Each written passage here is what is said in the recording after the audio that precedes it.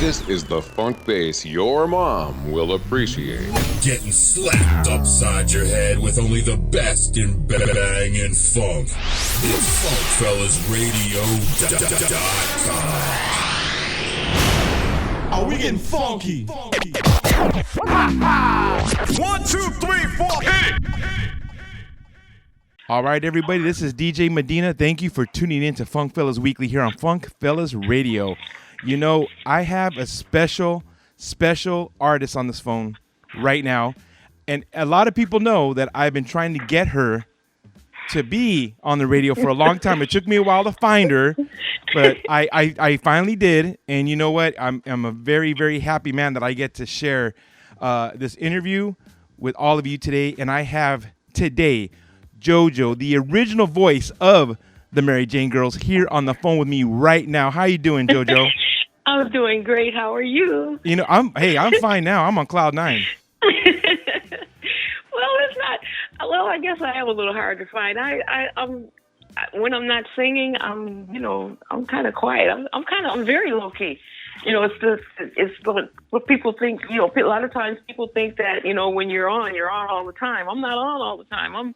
When I'm not on the stage, I'm not on the stage. I'm a quiet person. You know, I almost called the FBI to find you.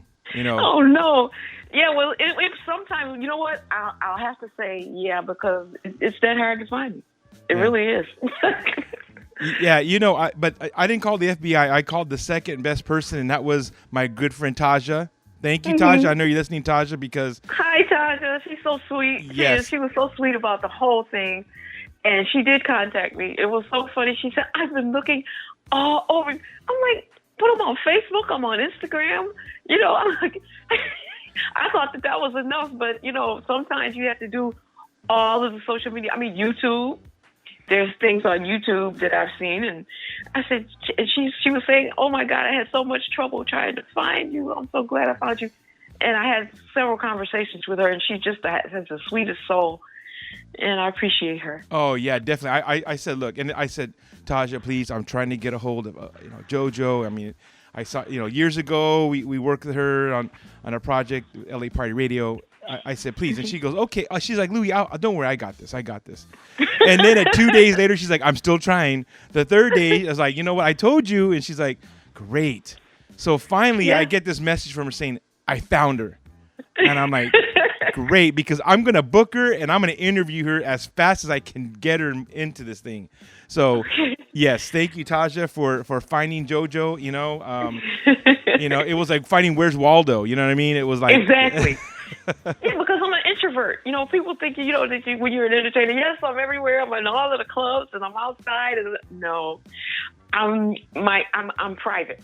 Yeah. I learned over the years because to be, you know, it's I've always been that way, and I couldn't actually really divorce myself from that, even though there was such a public job. Mm-hmm. You know, I mean, entertaining is a really public thing. Yeah. And now with social media, it's even more public. Oh yeah. And I'm and I've always been such a private person. So, I try not to be too obscured or too far away. But it is. I have to admit, this time it was a little hard to find me.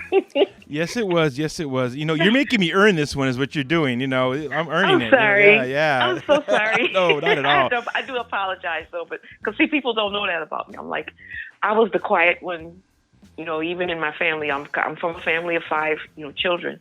But I was the quiet one, the glasses and the books and the no nonsense. And I don't talk to too many people. I don't have a lot of friends. I've always been like that. Introvert. Well, I'm glad you're bringing it up because you know what? I'm going to do like a Barbara Walters thing. I'm actually going to go back a little bit more with you before we go forward. So, I'm going to say is your voice is amazing. Your voice is a voice that I grew up with. I mean, a lot of people know we joke about my age. I'm 45, but you know what? I was young when you dropped your albums. You started working with Rick James, and I'm telling you that that's what I grew up with. That's the music that. Even when I first became a DJ, it was your music, and your voice is just amazing. I mean, those songs. I mean, it's funny because I do not go any of my club nights or event nights that I do not play at least 3 of your songs. At least. I mean, it's every event I have to. And you know what? And whenever I play your songs, especially when I'm playing songs like All Night Long and your voice in there, it's just like when I play that, everybody jumps on the dance floor, starts singing along with it. And I mean, it's like everybody knows. It's like an knows your anthem voice. now. Yes, it is. It's true. It's true. It's like an anthem. And I'll be honest with you, sometimes when I got to sometimes I know, sometimes I'm looking at dance floor, I'm like, you know what, some of these people aren't getting on the floor. I know. I'm playing Mary Jane Girls right now. I'm playing some of this old stuff. I'm going to get this, and you know what, it always fills it up. Always.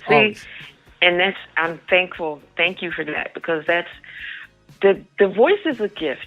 I didn't go to the music school, and I didn't go to Juilliard, and what is that other one, Berkeley. I didn't go to none of that stuff.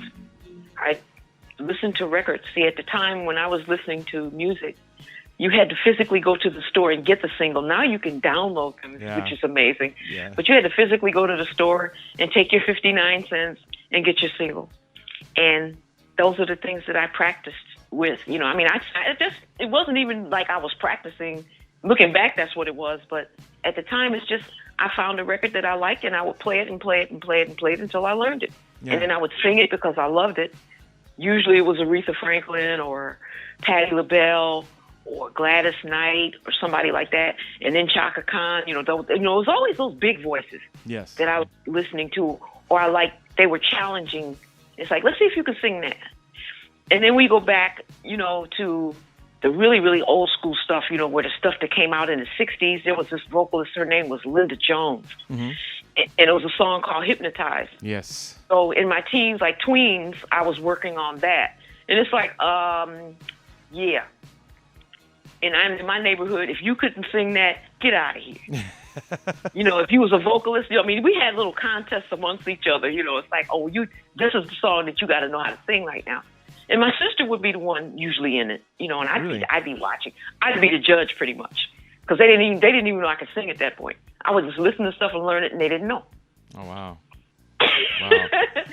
So, like I said, I was the quiet one. Like I said, with the glasses and the books and I wasn't, but I loved music. That was my escape, I guess. So where did this quiet JoJo come from? Like, where were you born and raised? I know this, but a lot of you people don't know. So where were you born and raised? I know from a very special area back east.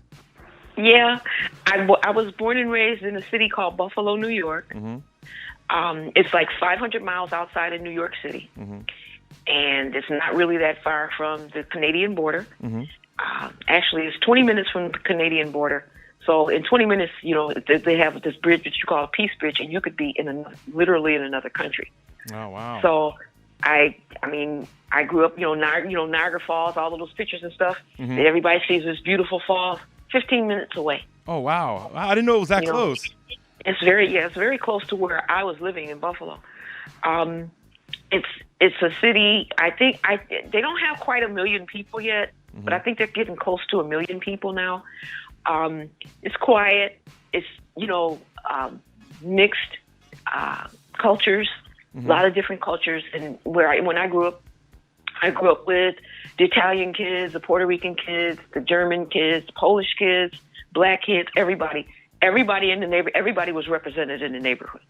Yeah, very, very different from over here. Yeah. Yeah, because see, everybody here, I notice in California, it's contained. There's black people over here, and there's white people over there, and there's Chinese people over here, and there's Mexicans over there. It's like, I don't like that. Yeah.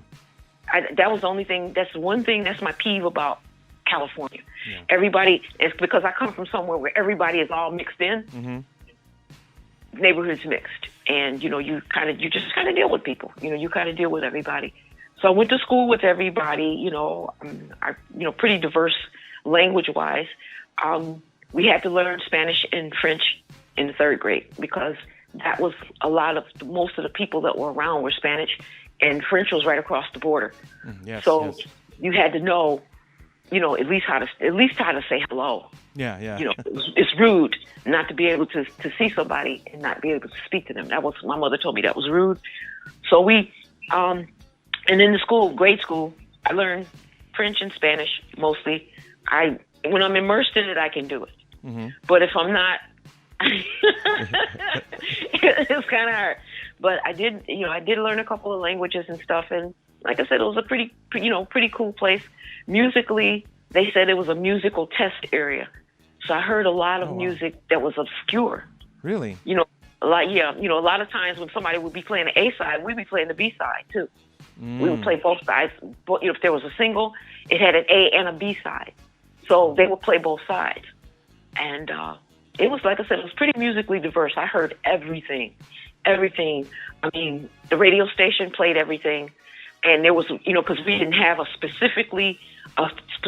station specific for any kind of music. So we listened to everything. And then all of a sudden there was a black station. And there were the R&B stations, when I think when I got about maybe 13, 14, then it was concentrated like Motown, and the Philly sound, and the sound that was coming from Muscle Shoals down in the South, Stax Records. Stax, yeah. Oh my God! I mean, Carla Thomas was my girl back then. Carla Thomas, I loved her voice. Let's see, it was Carla Thomas, and then then we heard the Beatles. There was that whole British invasion thing. And of course, I walked down the street, the Spanish people, they had their door open and their window open, and honey, it was music all up and down the street, all up and down my street. So I heard all of that and all of the salsas and the cha-chas and just beautiful, beautiful voices. Oh my God. So you really heard, you really were influenced by quite many different genres of music. Yes. And do you think it was very different from than if you would have been in New York City? Do you think it was a big difference? No, because I had cousins that lived there, and it was the same thing. Really? It was just basically, it just wasn't in the same city, but they lived in the same kind of neighborhood. Oh, okay. My cousins, they lived in they were in what they call project apartments. You got 12, 13 floors. But everybody was there. Everybody was represented now, it was mostly Puerto Rican, Dominican, and Black at the time. So, the music was amazing. It was amazing, incredible music. I heard everything. So it's like, instrumentals, vocals, all kind of stuff. So it's pretty, I don't remember a whole lot, of names and everything. But I loved it. I just love music. I remember always loving music. It just stuck. And in your family, is anybody in your family very musically inclined, or are you the only one, or how's that in your family? Out of the 5 of us,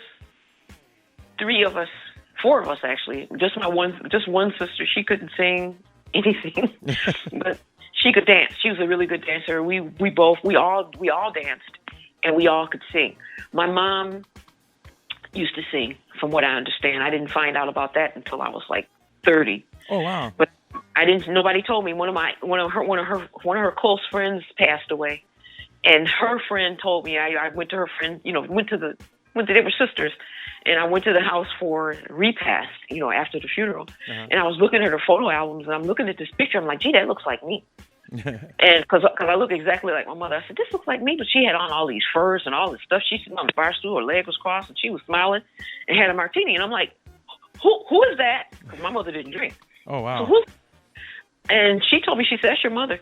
I said, what was she doing in the bar looking like that? She said, honey, your mother used to sing. She said, you only think you can sing. She said, your mother used to sing.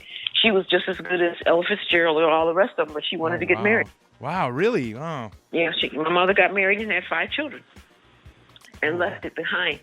So I guess that I picked it up. They said that her dad, who I never met, my grandfather, I had a step-grandfather, but they said that my grandfather also was a great vocalist. He was a choir director, and he was a minister. And I never met him. He passed away before I was born. But that musical thing has been going through my family, I guess, for a couple of generations. Wow. Yeah, you definitely have that music gene then. Yeah, I never thought about it.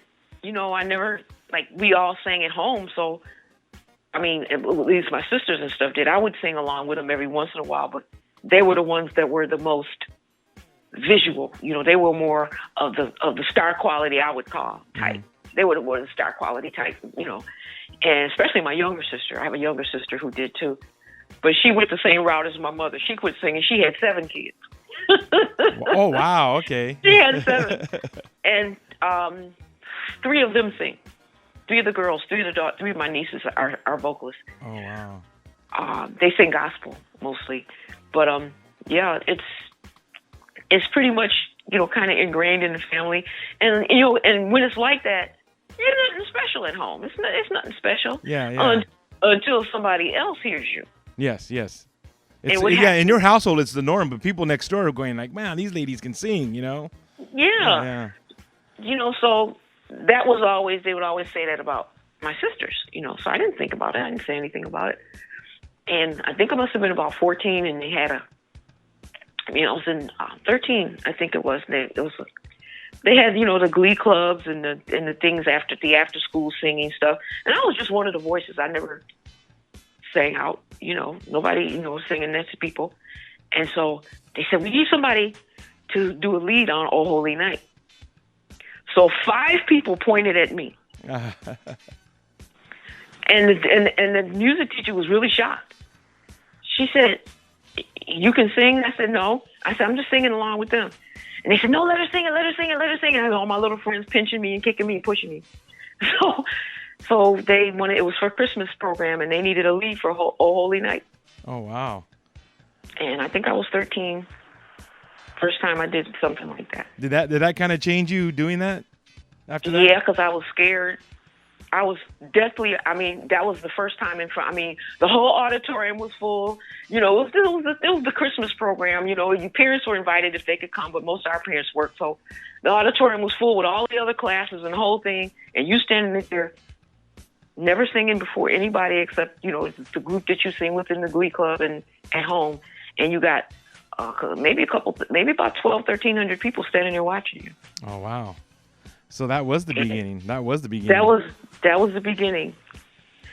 So I had to start a couple of times because at first it was, oh, holy. So I had to start a couple of times. No, don't cry. I was scared to death, because I'm, like I said, I'm introverted. I took my glasses off and it was a done deal after that. Wow. Well, and then I have to ask you this. I know in between that period of time, I know that you're now, starting to get that voice going, starting to do a little bit more. So tell me how you and your singing went to that next level and how it happened. Well, being introverted, as I said, I didn't have wasn't dating, the social graces with the gentleman. Mm-hmm. So, I had my son when I was 15. Mm-hmm. So that was quite, my parents were disappointed, of course. They were mad.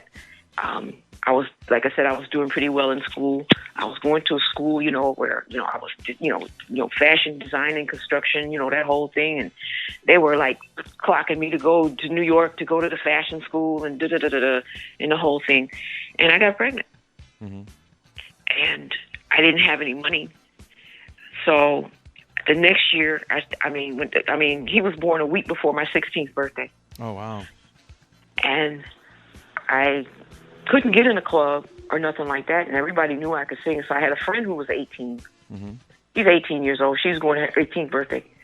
And she says, I'm having a birthday party, and I want you to come. She said, because I know you can sing. I want you to come to my party and sing. Because you did that kind of stuff then. Yeah. And I'm like, somebody keep the baby and da-da-da-da. She said, bring the baby with you, because she had 3 or 4 sisters, and we all knew each other. They all knew my son. He wouldn't have a problem. I didn't know we were going to a club. So it's her 18th birthday, and so in New York State at the time, at 18, you could drink. Yeah. Go to the club with her, and that Betty Wright song was popular at the time. Clean up woman. Clean up woman was a woman who. You probably hear it. Somebody's going to go look it up. Clean up woman is by Betty Wright. Yes, great song. And, yeah. So the band, it was open mic night. So I got up and sang it. And so they asked me to sing a couple other ones, and one of them was like, what was that? It was one of the jazz songs. And they asked me, did I know that? I'm like, sure. And it was look at me, that one. Look at me, I'm selfless as a kid. Oh, Johnny Mathis, yeah. Yes. And I feel like I'm clinging to a cloud. That thing. So I did that, and that was it. The guy that owned it, he thought I was 18 because they had dressed me all up. You know, they put a wig on me, makeup on me. My friend, we did the whole thing, right? And he thought I was 18. Oh, wow. And I didn't let him think any different, and he wanted to hire me on the spot. Oh, wow. And I told him, I can't do that. I was going to have to explain that to my parents. Yeah. But I had money, too, so I said, sure, you know, I went, you know, I went back. He said, come back tomorrow because it's busy. Come back tomorrow at 4 o'clock. We'll talk about it. So I went back at 4 o'clock, and he hired me on the spot. The good thing was my cousin was the bouncer. Oh, okay. My cousin Jesse was a bouncer. So worked out. It worked out. And that's how I started singing. I needed money, you know, because you know how baby daddies do. They you know, they abscond. They go elsewhere. Yeah. Young men do that. Yeah. So that was how I started, and I started in the clubs, and they found out I wasn't 18, and I didn't, you know, they tried to make me quit. My dad was really pissed because he said, "I don't want you in the nightclub." The whole thing. I don't want you in the nightclub. I don't want you doing that. Da da da da da. You're gonna have to go back to school because I quit school. You're gonna have to go back to school so you can get a better job, and da da da, and on and on. So I didn't really go back. I didn't go back to school until I was 22. Oh, okay. I went back to school in fact, I was 21. I went back to school, and I had to get a certificate. I couldn't get a GED. I went back. I got that, and I was asked to take the SATs. And I said, well, okay, I'll take them. But, you know, I can't go to college. To me, going to college meant you had to leave the state and you were going someplace else. And the one that I wanted to go to wasn't in the city of Buffalo. I got accepted to 4 colleges. Oh, wow. I took the SAT, so I did. I said, okay, I'll tell you what, I'm going to go to the teacher's college here. And that's it. I said, it's on the bus route, and the teacher's college had a daycare center. So by then I had a daughter, you know, so my son was in school all day, and I took my daughter to the daycare center, and I got my degree from the University of Buffalo. Wow. In social sciences. But all the while I was doing that, the way that I made money was singing in the clubs. Wow. I had 2 groups. So I worked with a top 40 group, which is the more popular music, and I also worked with a jazz group. And when I graduated, I was working in a record store, which is how I met Rick James. He came in. I knew his music. I didn't know him, but I knew the music because he was always either the Saturday morning special, you know, or we had to play. We had like 10 or 12 albums that we'd have to play periodically during the day, and his was always one of them. Really? Do you remember what album that was? I think it was Fire It Up. Street songs. No, actually, it was street songs. Street songs? Oh, gotcha. That's the album. That is the album right there, yeah. Yeah, it was street songs first. No, I'm sorry. Come and Get It. Come and Get It, okay. Come and Get It. Then it was street songs. And then Fire It Up. Fire It Up, yeah.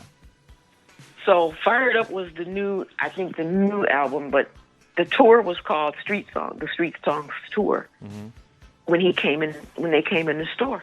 And I wasn't going to go to work that day. I was tired. They had to do inventory the night before, and I wasn't going to go to work that day. And what was the reason why he showed up to the store? Well, I'm going to date myself now. Cassettes had become the new thing. They had just came out. It was the new modern technology. Yeah, now past the 4 tracks and now into the cassettes, right? Right. No, 8 tracks. I mean 8 tracks. First it was the albums, then it was the 8 tracks, and now we're getting into cassettes. And he came in for cassettes because this was actually the biggest record store in the city. Oh, wow. And they had all of the latest things. So he and a few of his band members who I knew came into the store, and I knew the bass player because we worked, you know, we saw each other, you know, work, you know, church groups, church things. And I heard he had gone with somebody, but I didn't know it was Rick James. So when he came in the store, he's like, yeah, man, this is a girl I was telling you about, man. She could sing. She used to sing with my band and stuff. And he was looking for a background singer because someone had quit. And I I was actually working the tape desk that day. I was at the tape desk, so I'm nervous and everything, So he bought a couple $100 worth of cassettes. And he said, well, give me your phone number. And I took some of the cash register tape. There were cash registers then, people with paper in it. So I took the paper out of the cash register, and I wrote my number on it. And I was thinking, this man ain't going to call me. And I didn't let it. I didn't think about it. A couple days later, he called. He said, I'm going to send somebody to come and pick you up. He was in Orchard, right outside of Buffalo. He was in a suburb of Buffalo called Orchard Park, where he was building his studio at the time. Okay. So he asked me to come to the studio and for an audition. So audition, I'm like, what the world am I going to be doing? So he said, sing this. It was all Motown songs. Sing this, sing that, sing that. And it was mostly, the female artists, from Motown. Mm-hmm. And I sang them all. I said, I know one song, and it was something that he wrote years before, and I found out he was the songwriter on the song called Melinda. Mm-hmm. I forget the name of the group, but he was a staff writer at Motown, and I started singing that one. It's like, Melinda's a girl who came in my world and made my interest in all other girls stop. Melinda's the dream, beauty to the extreme. Melinda is the cream of the crop. I got there. He said, you got the job. Oh, really? That did it, huh? That did it. He said, you got the job. Because I think he was a little flattered because I knew something that he had written. He did, Yeah, that he did for someone else. And he said to me, he said, I'm going to start a female group. Take this cassette with you and listen to it. He said, because later on, he said, it's not going to be right away. He said, but I'm going to start a female group, like Prince did. He said, but it's going to be different. It's going to be a little different from Prince. I said, okay. And I took the cassette and I learned the stuff. We never did anything off of there, but he told me about it at that point. Mm-hmm. This was I think the end of 1979 or 80, 1979. And I did the backgrounds with him until 82 when we started the Mary Jane Girls Project. Wow. Well, let me ask you this question. I'm curious. Mm-hmm. You know that when he gave you this tape of this music, was it very similar to what you did in the Mary Jane Girls, or was it kind of was it like more? Not at all. Was it more like R&B soul type of thing, or less funk, or? It was just some things. There were demos that he was working on, mm-hmm. and I couldn't see the direction he was going in because it wasn't like R&B funk, your average funk thing. At that time, music was changing. We were just getting out of disco. Yeah. We were in between disco and hip hop. Yeah, and I'll jump in for a second, especially the time that you're talking about, being that I being a DJ and as long as I have that, it really was a big. Rick James had a big influence on funk music at that time when he came, especially that Street Songs album. Oh yes, because it changed. He changed the whole thing. He changed the whole trajectory, and nobody gives him credit for that. I know. It's true. And because his music was so different, I was really excited to do it because he said when he started the group, for example, mm-hmm. His background singers. Let's start there. He said, ain't nobody going to be standing back here with no wig on, with no dress and no long gloves, and them ugly pointed high heel shoes. He said, we're not doing that. He had us in boots and leotards and stockings. And he had somebody bedazzle most of that stuff. So we were back there sparkling with our feet hurting. I mean, we had to wear glitter. I mean, the mandatory thing is like there was this glitter. You buy it from the art store, and you just sprinkle it in your hair. It was glitter everywhere. Everywhere we walked, there was glitter. Everywhere we went, everywhere you sleep, there was glitter. And it was the most amazing thing because I'd never seen anything like that before. And so the music was different. Yeah. The stuff that he handed me on that tape was nothing like anything I'd ever heard. We didn't do anything with it because he changed it. He changed it twice. He was one of those people who changed his mind a lot. I was supposed to work with the other two girls I was singing background with. And they left for whatever reason, we had started some music. He was trying to go into the direction at the time of the 50s, some of the 50s and 60s vibe on the music, but the look would be different. Oh, okay. So when they left, he showed me he had some sketches of people.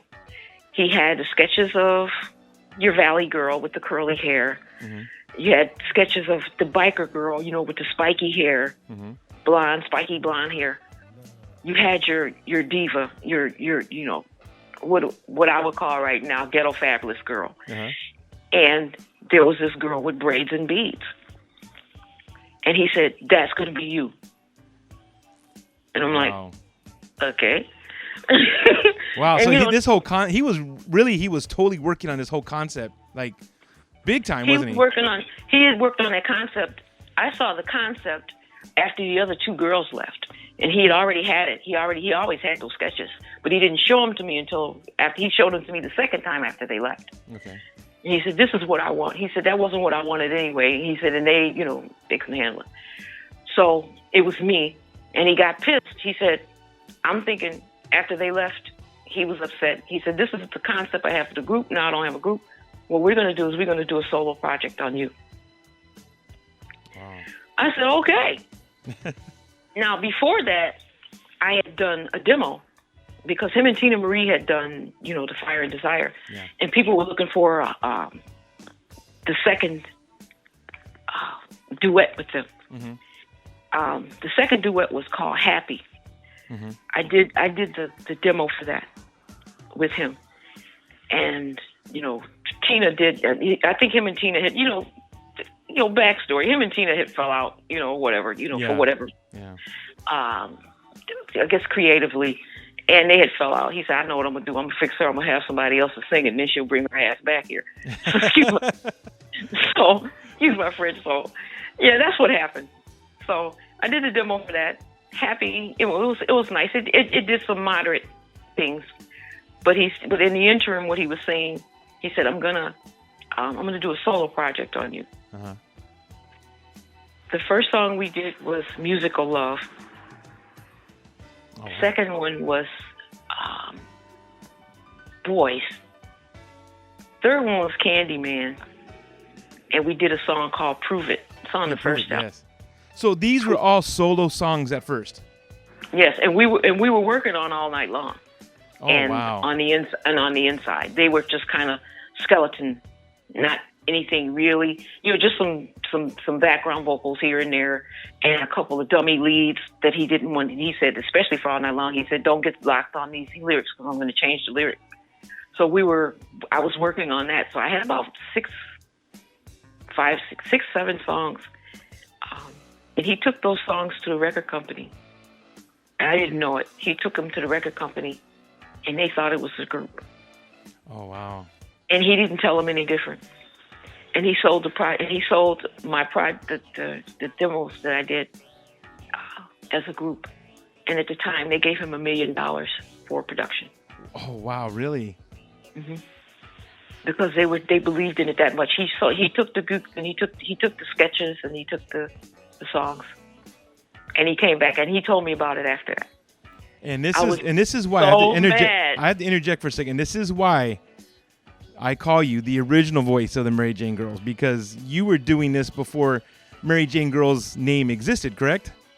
Yes. Yeah. The two girls that I worked with on the backgrounds were what you call session vocalists. I mean, they had sung with anybody that you could name.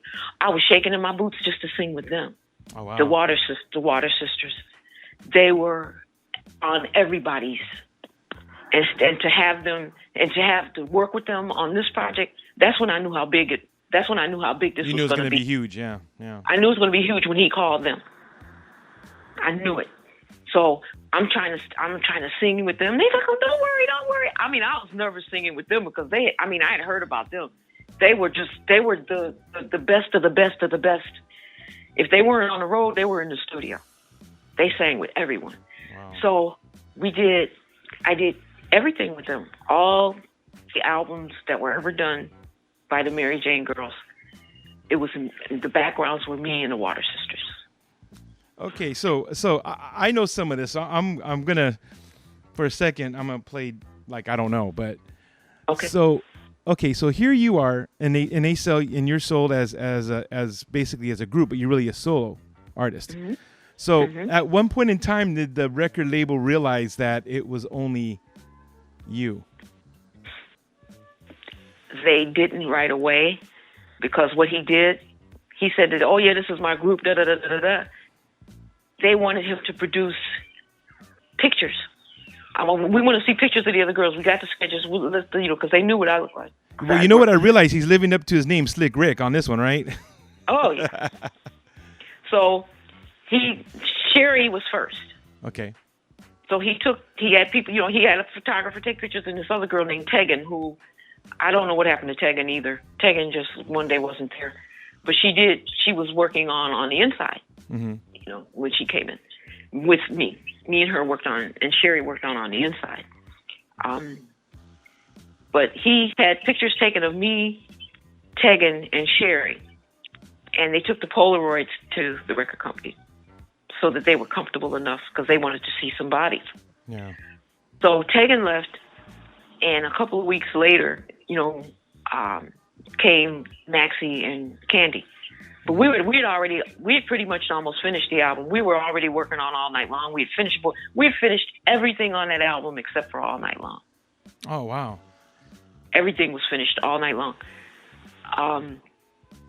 This was where he tried to mix the vocals with the backgrounds that were already there, and they didn't blend. They didn't blend, and he didn't tell them. But I would be in on the mixing. He would always want me to be in the mixing sessions. I would always get called in on the mixing and mastering, because if it was something he didn't like, he wanted somebody to fix it. Yeah. If those other girls weren't available, and usually it would be me, and even sometimes he himself, maybe one of the band members or something. But there would be always things that needed to be fixed, or some things he wanted to change. But usually 99% of the time, I was in there on the mixing and mastering sessions for the first two albums. And I would go in and fix double, triple, quadruple, quintuple, whatever he needed. So when you hear when I hear those background vocals, because of the modern technology and what they've done, I can't hear anybody but me. You know what? I can't hear anybody but you. I'm serious, and I mean, I didn't want to say that because I want to give everybody the benefit of the doubt. But either he buried the other the other vocals, or he didn't use them. Yeah.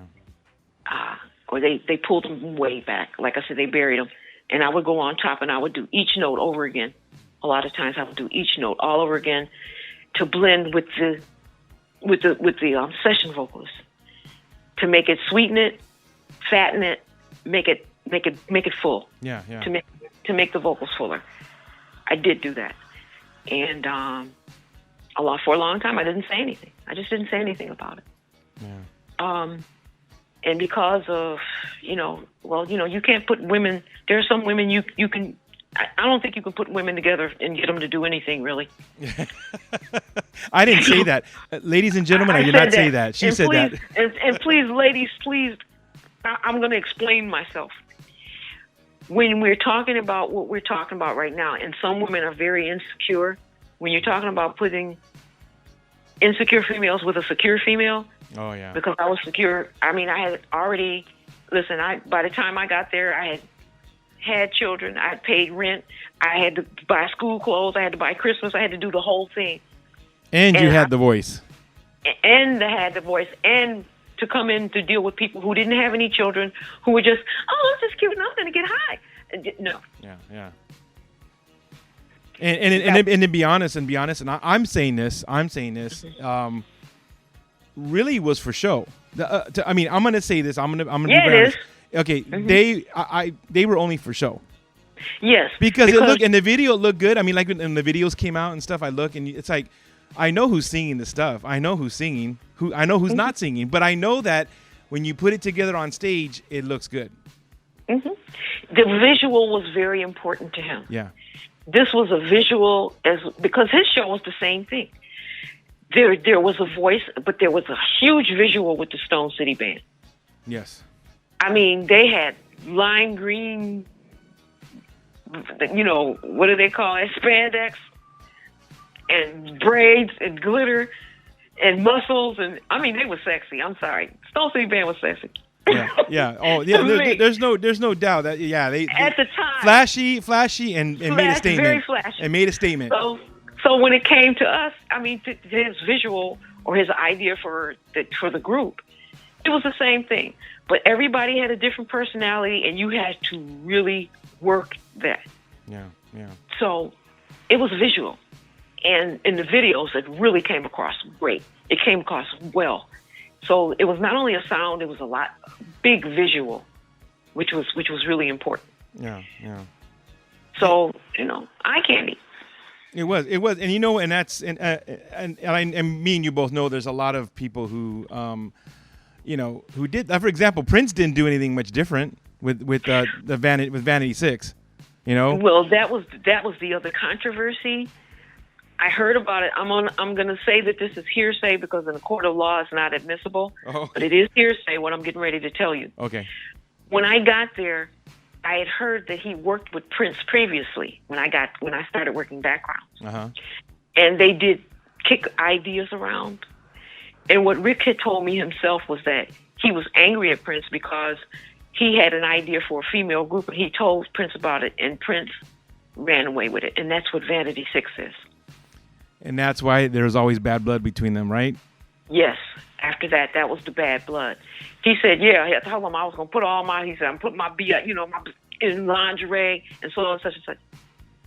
And that's what happened. He put them in lingerie and he put them out there as a female group. So he had to change. He changed his concept. We didn't do the lingerie. We did a lingerie photo shoot. Yeah. But you are bringing up a point that if I look back and see both Mary Jane girls in Vanity 6, you can definitely see that if that was the case, Rick definitely did change to be very different. And it was very different. It was a very different concept. And honestly, and I can say this, it seems like the way he did the way it ended up coming out, it actually seemed like you guys were classier. Yes, because Prince took it and ran with it. Yeah. And quickly. Yeah.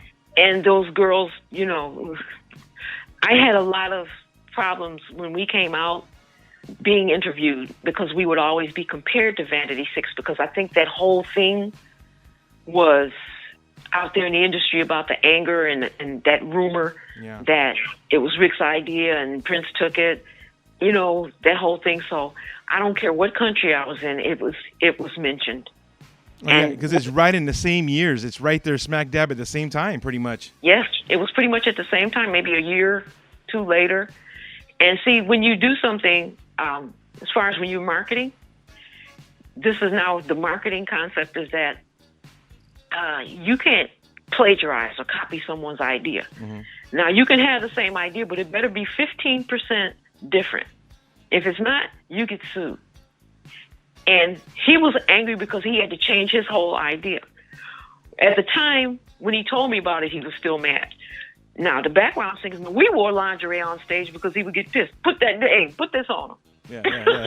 So he'd get the wardrobe person, and we going out there in front of 50,000 people with teddies and peignoir, those little long things you can see through. And yeah. First time I had to do that, I was like, I was really crying then. Because he told me, he said, look, this is my lingerie story. He said, because I wouldn't do it. I would wear the long leotard, from the ankles to the body, and from the ankle to the neck. That's fine. Mm-hmm. I don't mind wearing the spandex, and you can see every curve of your body. But I ain't going out there naked. Yeah, I'm not wearing it. To me, that was naked. And it's like, I come from a church family, and that whole thing. He said, I'll tell you what, you either wear that now, or when we go to Buffalo, you're going to wear it. And he said, your whole church going to be up in the front. Your mama, your sister, all of them. I cried. And this particular night, it was one of those stadiums with 80,000 people. Mm-hmm. I cried all the way to the stage, and I had a robe on from my neck to my feet. Oh wow. The lingerie, it was cute though. The lingerie was, it was like a little teddy, and I took a picture. I actually took a picture in it. It was black. It was a little teddy, little black teddy, and it had this little short dress over it, fishnets, high heel shoes. And I mean, the band messed with me because see, we had to go first. Oh, okay. In the dark and on a riser. You're on a plexiglass riser, and you go out and the band goes out, and in the dark, you got people with flashlights and stuff. So I didn't take my robe off until I got to the stairs of the stage. And they were laughing, everybody was laughing. Because, the other two girls, they had already done it. They didn't care. I'm crying, oh my God, oh Jesus, forgive me, Lord. I'm going out here, everybody goes. I took that robe off and they like to die. I said, oh, so this must look good to them. Okay, let's do it. There you go. So, bad girl, the bad girl. I got a picture of that. I got to see that. And one of them ended up, we did the Sunsplash in Jamaica. Mm-hmm. And one of the pictures ended up in the Playboy magazine. They used to do an article in the back, on the music business. Uh-huh. And okay, all right. This is like I said. This is where we get candid. Rick would usually come up, because he smoked weed on stage. Oh yeah, of course, everybody knew that. He smoked weed on stage, so we would be doing Mary Jane, and he would jump up on the riser, and he would give us all a shotgun. Mm-hmm. I don't know if everybody knows what that is, but it's like he put the joint in his mouth, he take it, and you blow the smoke in somebody in their, in the other person's mouth. Yeah. I would always turn my head, So basically, the picture was him giving me a shotgun. It ended up in the Playboy magazine. Oh wow! With somebody caught that moment with lingerie and weed. Lingerie and weed. I'm like, when they showed it to me, I started crying again. He said, because we were in the studio, I think we were getting ready to do, Prove It. Mm-hmm. And what they did was they put the picture on the door of the studio. Him and a couple of the band members, they thought that was really funny because they know I'm really square. I was really square, right? Uh-huh. Oh my God. So they put that picture on there, and it's like, where did that come from? He said, JoJo, you made it to the Playboy magazine. Wow. So I'm thinking, the first thing I'm thinking is centerfold, somebody had a picture of my butt or something. I'm like, oh no. So he said, no, you made it to the, and he said, no, it's the music. He said, no, this is fine. He said, it's really nice. And it really was. It was a nice shot. It wasn't anything lewd. It was art. Well, what's great is you actually can tell people I was in Playboy magazine and didn't have to take off my clothes. Exactly. Right. And I wasn't the centerfold. You weren't Miss August or September, huh? And you know what? I got a copy of it someplace. I do still have a copy of it. It's in storage. Oh my gosh. That is funny. It was so funny though, because it's like the only person that's like, the really, really square person, because them other girls would have been all for that. But that wasn't me. So, that's the lingerie thing. But he did put us in lingerie, the background vocals. We did do it for a while. We wore some because I think he was mad. Mm-hmm. Because and that's what made me realize that it could probably have been his idea, but that's not something you can prove. You have to copyright things like that. And what's funny is with us men, sometimes that ego plays out somehow. And I think maybe that's exactly what it did, I think. Like I'm going to put this out there. But I have to tell you, this is me, and I'm going to weigh in on this. I have to tell you is that when I think of Vanity 6, mm-hmm. I only think of Nasty Girl. Exactly. When I think of Mary Jane Girls, I think of All Night Long. I think of In My House. Mm-hmm. I think of Candyman. Mm-hmm. I mean, you name it. I can just go on, and that's what I'm saying is, in long story short, I got to say that Rick won that one. Yeah, he did, because when, like I said, musically, he had the marketed better and the talent better and the music. Yeah. I know, and to me, I mean, I'm a Prince and Rick James fan I to am the too. hardcore. I'm a huge Prince fan still. But Rick James won that one.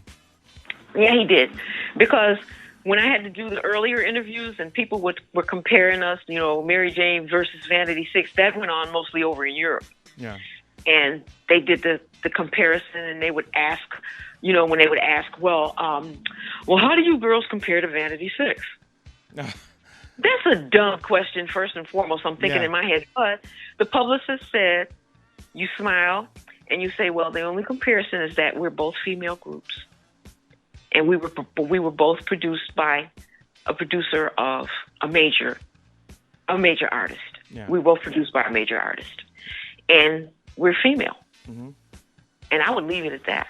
But you know what? But I have to tell you, and I'm going to say, I say this, everybody know, and everybody who's listening knows this, mm-hmm. and they hear a lot of the people who are locally hear me play. I never play any Vanity Six songs, none. You know why? You know why? No, I really don't. I'll even try to throw. I mean, there was one point in time where I was able to play Nasty Girl and people would dance, mm-hmm. but not for the past few years. I can't. It doesn't do nothing. I actually will lose people, which is kind of sad because I love that song. But I do too. I did like it. I mean, I have to admit, it was a good song. It was a good song. The beat was crazy. The track was crazy. Of the track. Yeah, of course it was by Prince. But you know what? But at the same point, look what I'm playing all the time. Exactly. and I'm going to tell you this, and I'm going to tell you this right now, and I'm going to say this, and bar none, your voice was better than Vanity's. Well, yeah, that was the other thing that also gave it that 15% difference. Yeah. There was. They gave it the 15%, but it's like, yeah, we did say that, and Candi used to get mad. She used to really piss her off. I get tired of them comparing us to Vanity Six. I hate them. I said, you can't say that. I said, because this is a sister group. We have to be nice. Yeah. Okay, because I never met any of them. I never had the opportunity to meet really? any of them. All that time when they never crossed paths at all? We never crossed paths. Oh, wow. Ever. Prince came to the show. We did a show one night. We sold out. They named it something different now. Shoot. It was an arena up in the valley. I don't know. Is this the famous one where like people were watching the vibe between Prince and Rick James? There's one. I don't know.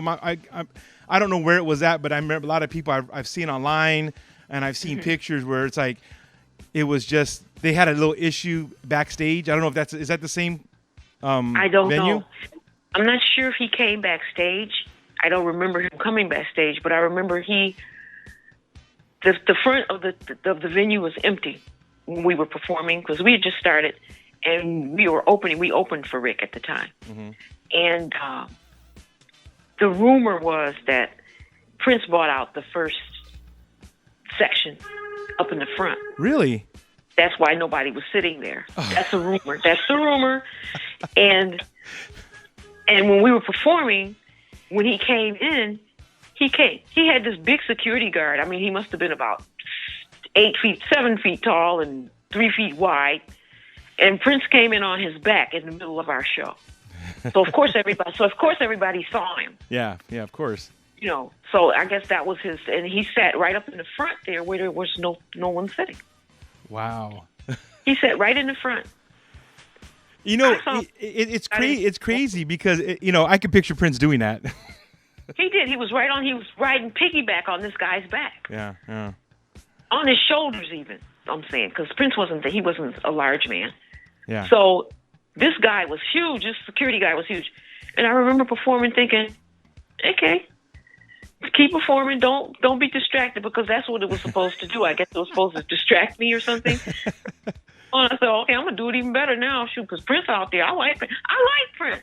Oh, yeah. So he sat there and he didn't do anything else. He sat there and he watched the whole show. He sat there through our whole show. Wow. That was my other funny story that might not have been really funny, but yeah, he did. He did do that. I always used to think back in the day, I always used to think, when I was, early in music and, as a DJ early on, I was like, man, I wonder if they ever do something together. Prince and Rick James are my favorite. I found out that was never going to happen.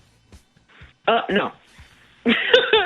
Because, like I said, and all of this bad blood, I will say this, all of this bad blood was before I got there. Yeah. But not long before I got there because, I was still hearing about it, and it was still a lot of, how should I say, friction whenever those kind of things were mentioned. Well, let me ask you this. Did you see that the friction was between Prince and Rick James, or did you see that it was also between Vanity Six and Mary Jane Girls? Did you see that? Did you get like shade from their side? No, not at all. It was basically the guy. It was just the males, huh? It was the guys. Yeah.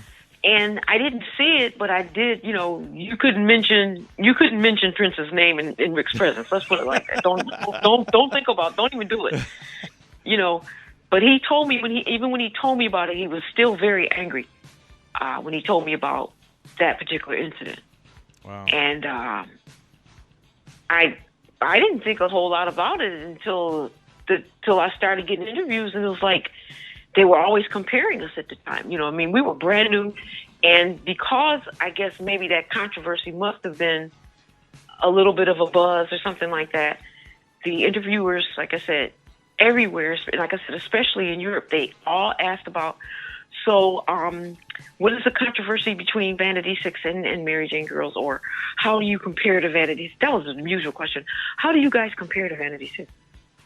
Well, I'm going to answer you right now. There's none, because I was playing your stuff, at least over here with me. Thank you. That was seriously. Honestly, me being into music. I mean, I know how to play some instruments myself. Never did it professionally, or anything, but I've been a lover of music, a DJ since I was a teenager, and I have to tell you that always what got me with your music was your voice. To me, a voice means a lot. I know some people are like, "Oh, I'm all about the beat." You had the beat, Rick James. You guys had the beat, but your voice was just carried it. Like you could just hear your music, and it was like, "Man, this is perfect. This is beautiful. It's perfect. I love it." Thank you. And that's why that's why I say, that's exactly why I tell everybody, and that's why I say the original voice of the Mary Jane Girls. I mean, without you, there is none. That's my opinion. I'm saying this. Okay. Well, there's at present there are two other groups of Mary Jane Girls. Mm-hmm. You have Cheri and Maxi. Uh-huh. And you have Candi, who is in a group with someone that's licensing the name Mary Jane Girls from Rick's estate. Oh, okay. And there's me. It's just been, it was always within the group, I always felt the animosity. I always felt, the shade, if you want to call it. Like I said, when you put women together, sometimes, it's I don't know what it is, but for example, men can go out and they can play football, basketball, soccer, and be against an opposing team. They talk about each other's wife, they talk about each other's girlfriend, they talk about each other's mother. They get into screaming matches on the court or on the field. But let's go have a beer. Yeah. Women cannot do that. No. Unfortunately, no. That is not going to happen. It ain't ever going to happen. And if it does, I want to live long enough to see that too. Yeah. But women do not do that. I'm not going to say they can't do it, but women do not do that. I don't know what that is. I don't know if it's estrogen. I have no idea. But we couldn't be friends. I tried my best because it's like, look, this is a team as far as I'm concerned. I didn't play team sports or anything like that, but I knew what it was like to have sisters, and we all had to get along. And sometimes it didn't happen. Sometimes we were, because we're girls. My mother had 4 girls, and I had 1 brother. So it's like with the 4 girls, it was all like, sometimes, and then otherwise we were the nice kitties. We were playful. We loved each other. We still love each other. Yeah. But there are those times when it ain't working. So knowing that and going into a group of women, I thought I could bring that with me, and that it would be the same, kind of similar, way to handle it. Couldn't handle it that way with them. Well, I'm on the like I said, I'm on the outside looking at this, but I could see it. You're setting up the scenario for me, and you have women who don't have the voice. Yeah, they're beautiful. Yeah. They don't have the voice, and here you are singing. So it's like, what am I do? Just dance around, look pretty? So I could see like all of a sudden it's like, yeah, I might be beautiful, but who's got the talent? And who's got the beauty? You had the beauty too. So yeah, both. So you have to realize that I really could see just from what you're telling me and which I know of you and the music, I can definitely see that. I probably could see that the animosity was from day one almost. It was. So then there was the scheming and the conniving, and of course we women, we do that, okay? And the scheming and conniving. Well, I'm not going to say all women do that. I'm going to say insecure women do that. Yeah. And so you have your insecurity, and you're trying to find a way to make the person who is not insecure. Yeah. And believe me, they tried, and it didn't work because it's like, look, if my sisters couldn't do it, listen, you definitely ain't doing it. You know, and the women that I grew up in the neighborhood with, I mean, when we were younger, I mean, you know, it's just like, you know, it's girl things. You know, it's like, well, my tits are bigger than yours. You know, and so what? you know, sorry, but, you know, that's a girl thing, you know, and it's like, so that makes, you know, it's like, my tits are bigger than yours, so that makes me better than you. And like, my hair is longer, and my face is prettier, and my body looks better than yours all the way, so go away. I mean, women, if we don't say it, it's there. Well, you know, let me ask you this. At what point in time, and when was and how was the demise of, I guess you could say, of the Mary Jane Girls as I knew it, as we knew it from all the hits? When did that split happen? Well, first, it was never any cohesiveness. I'm going to move. You're going to hear a lot of sirens. I'm right down the street from the firehouse, okay? Well, hey, when JoJo's on Funk Fellas Radio, you know the heat's coming. That's what the sirens are for. The heat is coming, baby. Wait a minute, let me make sure everybody's gone. Somebody's like, come on, fire. So anyway, there was never any cohesiveness there to begin with. Mm-hmm. Let's start there. Yeah. So as time went on and fame went on, see, the fame is what did it. Yeah. You got insecure people who never even took a picture for anything other than like maybe the school magazine or the school yearbook or whatever the case may be. All right, you got pictures being taken of you by professional photographers. You got somebody to dress you, put your makeup on, do your hair, and you're produced by somebody who is at the top of their game. Mm-hmm. That is like fire and gasoline to the insecure person. So what happens is now you're one of them people who probably in your life never got enough attention from your significant person like your mom or your dad or somebody. So you got millions of people paying attention to you. So now you're the star. Yeah. According to you. Yeah. That's what we were dealing with, and I had 4 of that. Wow. Me, I'm like, y'all didn't know me yesterday, and now y'all know me today? No. I'm going to take it in stride. I appreciated it. I still appreciated it. It scared the living daylights out of me because, like I said, I'm a private person. And I'm, you know, the attention thing, and like I said, it just, you know, you get rid of, you know, for me, where I grew up, by the time you about 20, 23, 24, you know who you are and who you're not. You know what you got and what you don't got. Yeah. You start there. Yeah. By the time you're 40, you really know. Yeah. But at the age of 21, 22, you know, because you done fought everybody, you done fell out with everybody, you loved everybody, you've held people's hands when they've gone through things, you've gone to people's house. I mean, it didn't make any difference. You know, the neighborhood was the neighborhood and the love was the love. And when they loved you, sometimes they would tell you when you were wrong.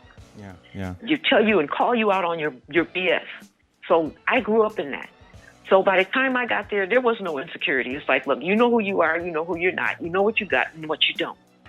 These people, and it's like fame is a whole different animal. Some people can't handle it.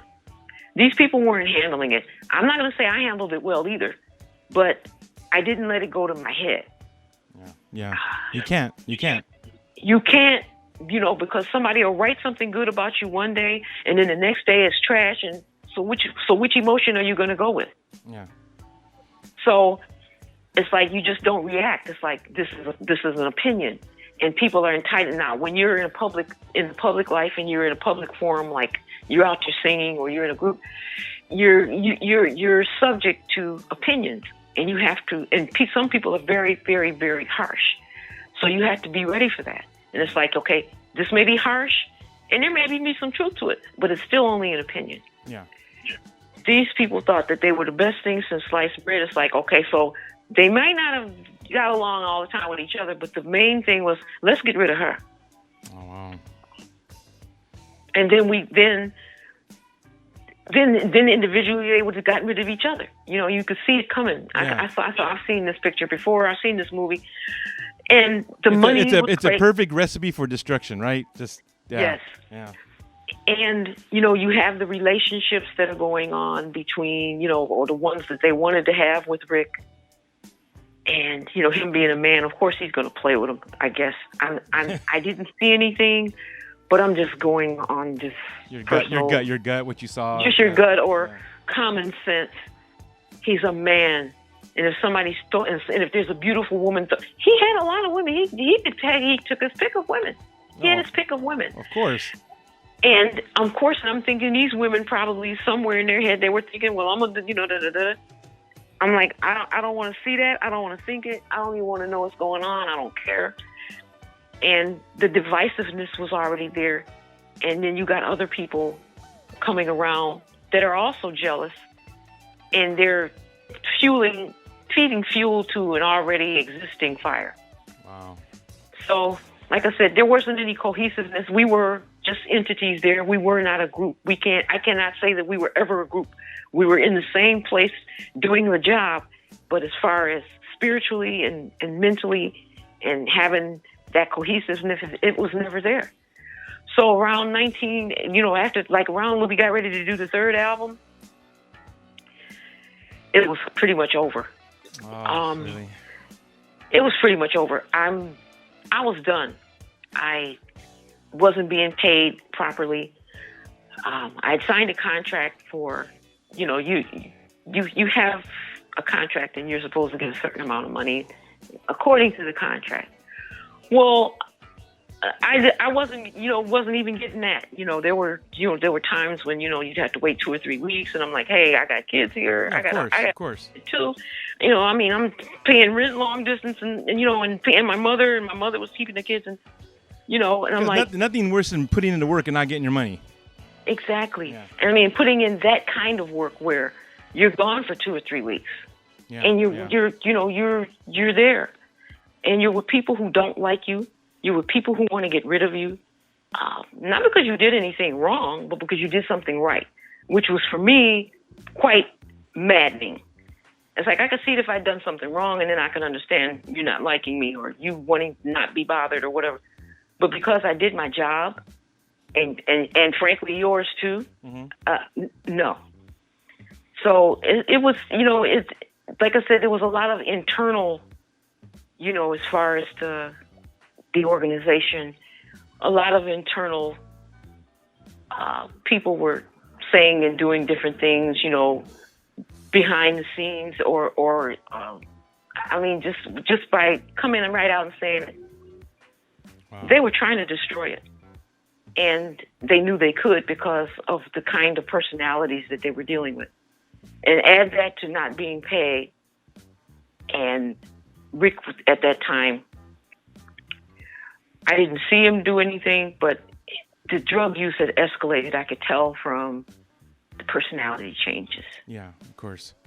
And it was, he was in and out of rehab for the third album. Oh. And by then they had started a lawsuit against me because I refused to work. It's like, if you don't pay me, it's like, I said, the way it works is this.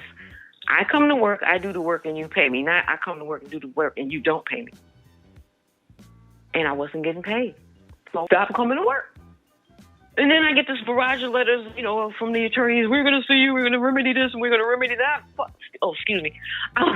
This is internet radio. You can say whatever you want.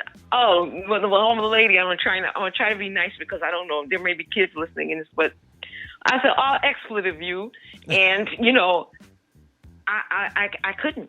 because I had too much. I had so many things going on, and that was just one of the things. And it was the thing closest to my heart, because when you are part of creating something, you can't just walk away from it. And I had to, just for my own sanity at that point, I had to walk away because there was too many things going on. Okay, well, I have to interject for a second, and I know you're telling me all this, and I can see that everything's starting to be at a downhill spiral. But I'm going to ask you this. As you're telling me all this, is there a certain incident or a certain event that happened that you can recall that you can say, this is when everything started going straight downhill? Yes. We were in Boston, and everybody, the girls, we had just done a show. We were in Boston, and we were very unhappy. We had a hit record.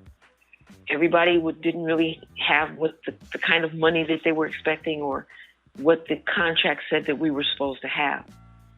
And we were supposed to have a meeting. We called a meeting with our manager, and we said, we want to have a meeting with you, and we want you to take our grievances either to Rick or to the record company or whoever, but we do have a grievance, and we're not going to go any further until this grievance is handled. Mm-hmm. We were in the midst of the Only For You tour. Okay. We were supposed to meet the next morning or that night. And I said, if we can't get anything done or we can't meet with them, we're going home. We all agreed to it. All four of us agreed to it. Mm-hmm. I was the only one standing at the meeting when I met with the management. Mm-hmm. Nobody else showed up. Oh. I called them, and I called them when the manager was there. It's like, hey, wait a minute. You all are supposed to be here. What's going on? Well, I one person, I changed my mind. I'm just going to go along. I don't want to make any trouble. And the other one was like, well, that's right. You're the one that was always. Then I got blamed. I was the devil. I got blamed for everything. And I said I was going home. I was the only one that left Boston, because I stuck to what I said I was going to do. That was a turning point for me. Mm-hmm. That let me know everybody had turned. Those girls turned on me, and I saw it anyway, but that was it for me.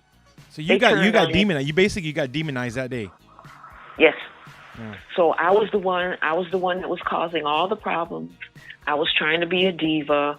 I was trying to act like more than who I was. No, it was the business. It's like I held up my end of the contract. You're not holding up your end. So when you see stuff like that, or when they see that, then you become a devil. It's like, okay, it's time to get rid of her. She got to go. But you can't get rid of me because there's a tour. Mm-hmm. You can't get rid of me because there's a third album that has to be done.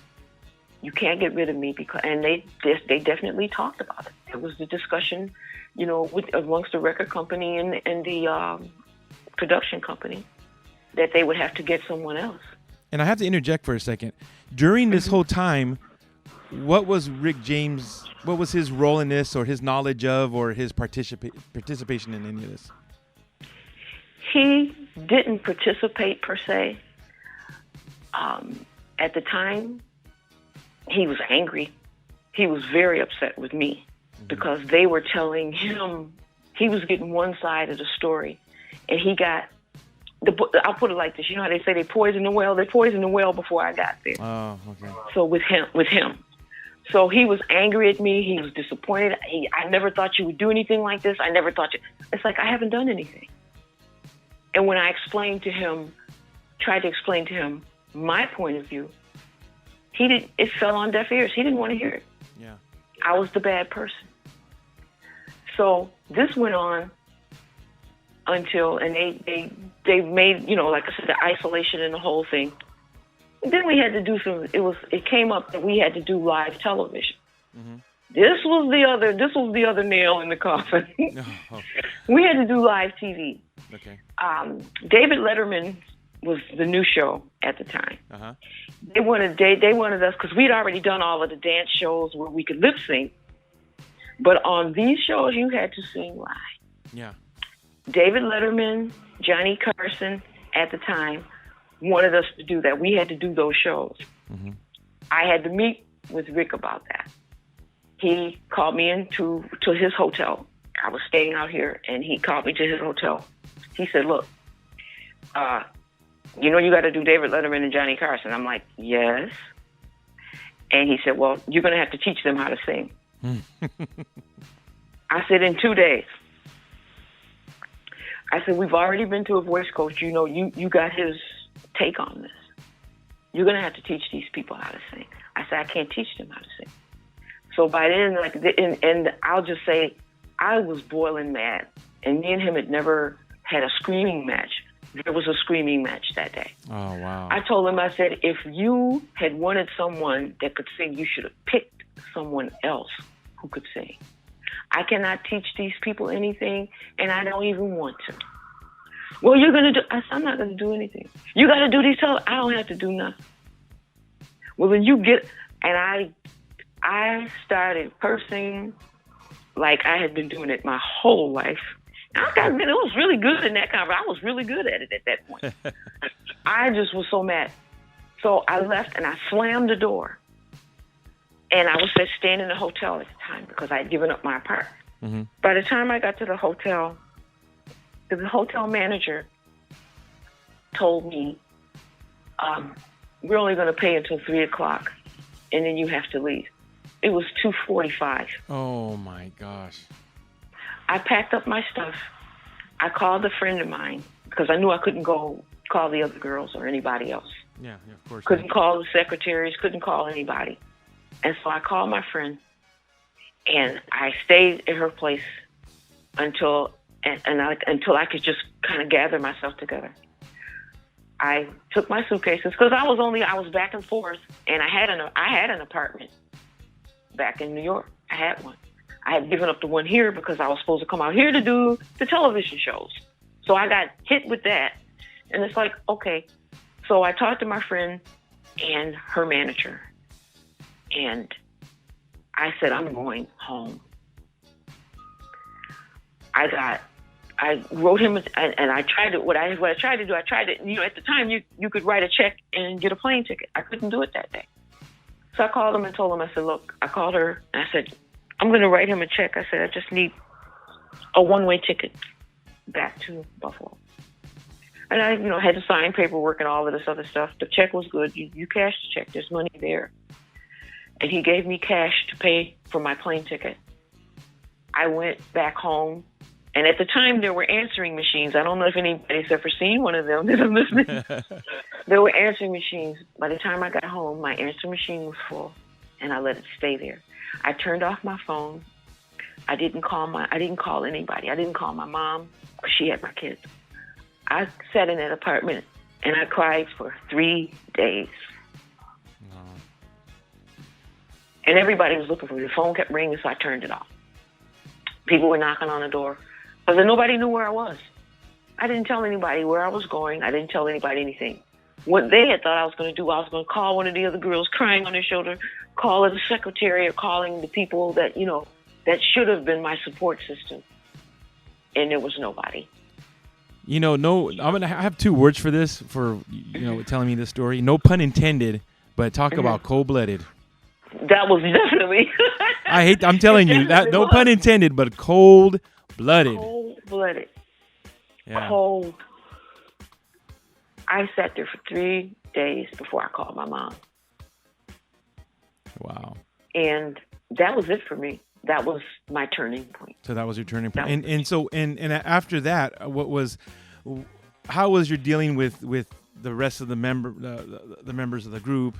Rick James, the record label. I mean, I'm sure this was basically the end of the road almost, correct? If I'm correct. It was pretty much it. It was pretty much it.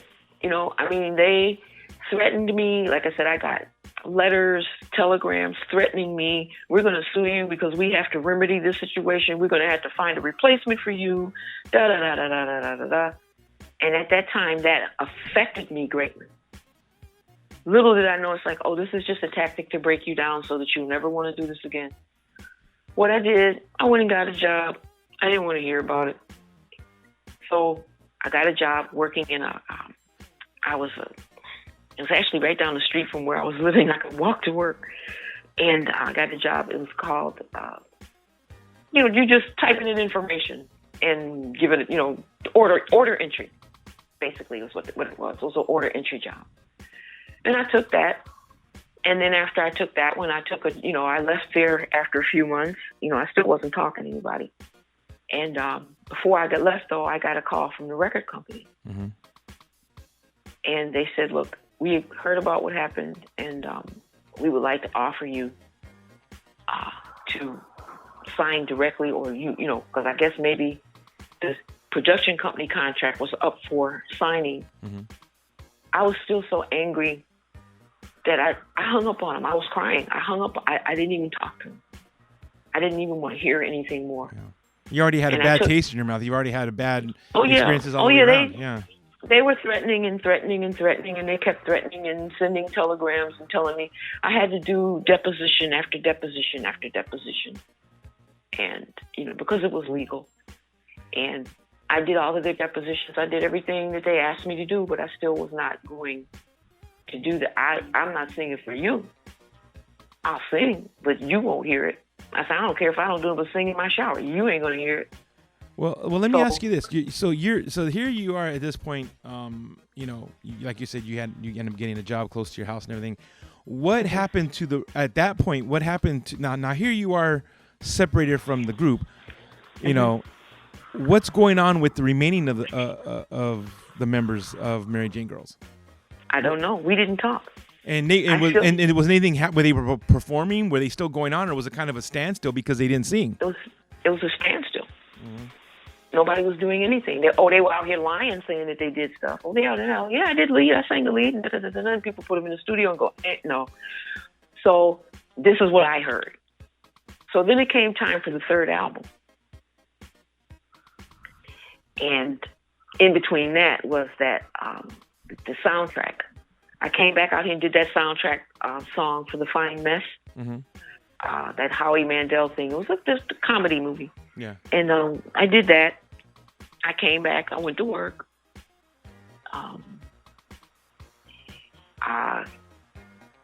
It's just like I said, this is so, it's just going backwards. It's like you hate to go down that part of memory lane. No, please. But I went back to work and I started teaching because that's what I was supposed to be doing. Mm-hmm. And the third album came up. And they said, look, Rick called me. He said, look, this is something that we got to do. And they agreed to pay me. And the other thing was they wanted to pay us all the same thing. That was my other problem. Mm-hmm. Because you want to pay them for the same work that I did. And you're doing all the singing and you're doing all this and they're just there to look pretty on stage. Exactly. Yeah. And I said, okay, fine, but you'll have to give me a percentage over and above what you're paying them. No problem. They agreed to it. Got the paperwork. And that was in my agreement to finish and complete the lead vocals for the third album. Mm-hmm. Wow. I learned it. I completed it. I didn't do my usual extra. I did what was on the demo. Okay, and Rick did the demo. I did what was on the demo. I did exactly what was on the demo. Yeah. Then I found out after them agreement, when I got my copy of the agreement, it wasn't signed, which means that they didn't have to honor. You have to honor it. Yeah. I had done all the work. They didn't have to honor it. And I'm like, okay, business as usual. Nothing's changed, right? Nothing's changed. Nothing changed. It's like, well, I'm not going to change either. Right around that time, I did all of that, and I got a call from Anita Baker. She called me. She said, look, I'm out here. I think she was in Birmingham. She said, I don't have any background vocals. She said, I called 2 other girls from New York. She said, can you please help me? So I'm like, yeah.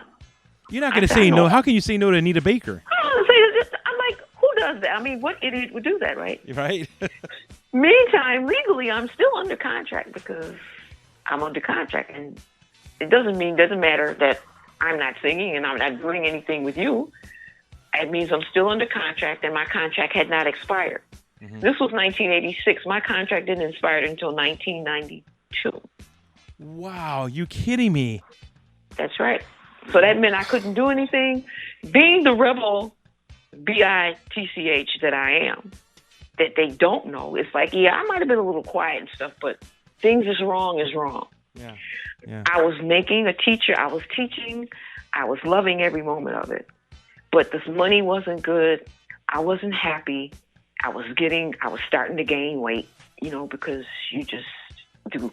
This is what women do. It's like when we're unhappy, we eat chocolate. And sometimes we eat too much chocolate, and we drink wine too. Yeah. So, add that together, and who never knows what could happen, right? No, but not together. And there's a cookie, or there's a couple bags of cookies and Oreos that really look good right now instead of dinner. So, I got my hair together. It's like, this is a different gig. It's like, no, you don't need to wear your braids. I'm like, okay. I went out on tour with her, standing room only, large venues everywhere in the United States. And then we had to play Buffalo. She said, what are you going to do when we play Buffalo? I said, I'm going to sing like I've been singing. She said, are you sure you're going to be all right? I said, I'm going to be just fine. Nobody knows me with this particular hairdo. I had gained about 20 pounds. I said, no, they're not going to recognize me. I said, the only problem is going to be because she introduces every one of her band members and the background singers. I said, that's going to be the only issue. Ha ha. Yeah. She does this song called Mystery that I think it was done by Manhattan Transfer. Mm-hmm. And the beginning part, she couldn't do it. She didn't do it, but she used each one of the background vocalists to do it. And at the point where you did it, she said, look, I can't use them. And she started using me on that opening part. So by the time we got to Buffalo, I was doing the opening part. Oh, wow. So as soon as because it's a piano part, you go, oh, somebody shouted from the back, sing it, JoJo! And I got fired. Oh my God, really? Yeah, she let me go after that. She said because, and I know why. She didn't tell me why, but I understand why. They came after her. Oh, I'm sure. They came after her legally, saying because you were an artist who was already signed and she was working with you. Yes. Yeah. And we're going to sue you and threaten to sue her. She's working with you. Yeah. We don't want her to we want her broken and blue. We don't want her to make any money. Yeah. So she had to let me go from the tour. Oh gosh. This is definitely the dirty end of the industry right here. This is the ugly, stinky part. Yeah. And then, in between all of that, little things that happened. Ford, at the time, came back out with the Mustang. Mm-hmm. Ford came out with the Mustang again. Mm-hmm. And we were so popular at the time. They wanted to give us a car. Because it was like, if someone sees you driving this car, they wouldn't give it to us because they knew they was going to make their money. We were everywhere. We were every 15 minutes we were on VH1 and BET, and the record was being played on the radio. They wanted us to drive a car. Yeah. No, Mr. James said no, because and they wanted to give us a sizable amount of money also, so several $1,000s in a car. And because it couldn't come through the production company, they wanted to deal with us direct. Because they knew what the fuck, they knew what was going on. It's internet radio, it's okay. I'm sorry, but they knew what was going on. They knew because they're a business too, and they know how dirty it can get with competition and the whole thing. And internal competition, they know all about that too. So they wanted to deal with us directly. So because they wanted to deal with us directly, he wouldn't allow us to do it. He wouldn't allow us to have that car and that money. Wow. It would mean too much independence. You see what I'm saying? And other people would come. And of course, nobody ever asked him to do anything like that. As far to my knowledge. Wow. those are some of the things, the perks that you miss. There was an opportunity for me to sing with Grover Washington. Oh, wow. Okay. I love Grover Washington. And he had a song called The Best Is Yet to Come that he did with Patti LaBelle. Mm-hmm. And when I got to Buffalo, they were looking for somebody to do it because Patti couldn't do it. And somebody told them about me because that was the kind of stuff that I did before. For 8 years, I sang jazz and stuff before, almost 10 years before I started with the Mary Jane Girls. And somebody suggested, if she's in town, you could do it. And she's da-da-da-da-da now. And I had worked with his brother before. So there was that connection, and I didn't get the message because he wanted everybody to go. Well, everybody has to be represented. You just can't go and sing. Why not? I'm from here. These people are not from here. Yeah. I'm from here. And so I missed another opportunity. Oh, wow. Wow, this is really, it's really sad to hear this. It's really sad that because of this whole contract and the whole issues and all of this, that you missed out on able to work on other things. Yeah, it's like we talked about. You're literally a slave. Yeah, it's like, look at it like that. And I said, how many other people, when you see album at the time, you see an album cover, you see somebody is there courtesy of another record company. I said, this will be a courtesy. Yeah. I said, it will be great for you. It would be great for the group. It would be great for everybody. I said, especially for me, I said, because they know that I've done this. I did part of a jazz series with the Buffalo Philharmonic. Before all of that, it was like I was kind of really popular there. I said, everybody knows that I did this before. It's not like they only know me for this. I said, you're the only one that didn't know that I did that. Yeah. He didn't know. He didn't know because he wasn't, he was out here. I was in Buffalo and I was doing my thing. I was becoming the big cheese around there, in the area. He didn't know anything about it. And I was like, this could be a courtesy. Why can't I do a courtesy of Motown Records, Mary Jane? How come? Well, everybody else has to go. I said, but they can show up. I said, but he asked for me to sing this song with him. I know the song. I played the song every damn day because I liked it.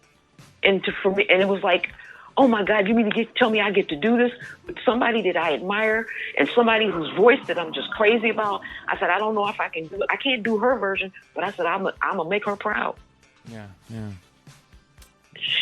I didn't even get the opportunity. He said, no, you can't do it because, you're part of a group now. You can't do it. Well, and I'm sure, I know that this is I'm sure this is one of many incidents that you had to go through. But so let's kind of fast forward a little bit. Let's go to, was it 92 that you said the contract ended?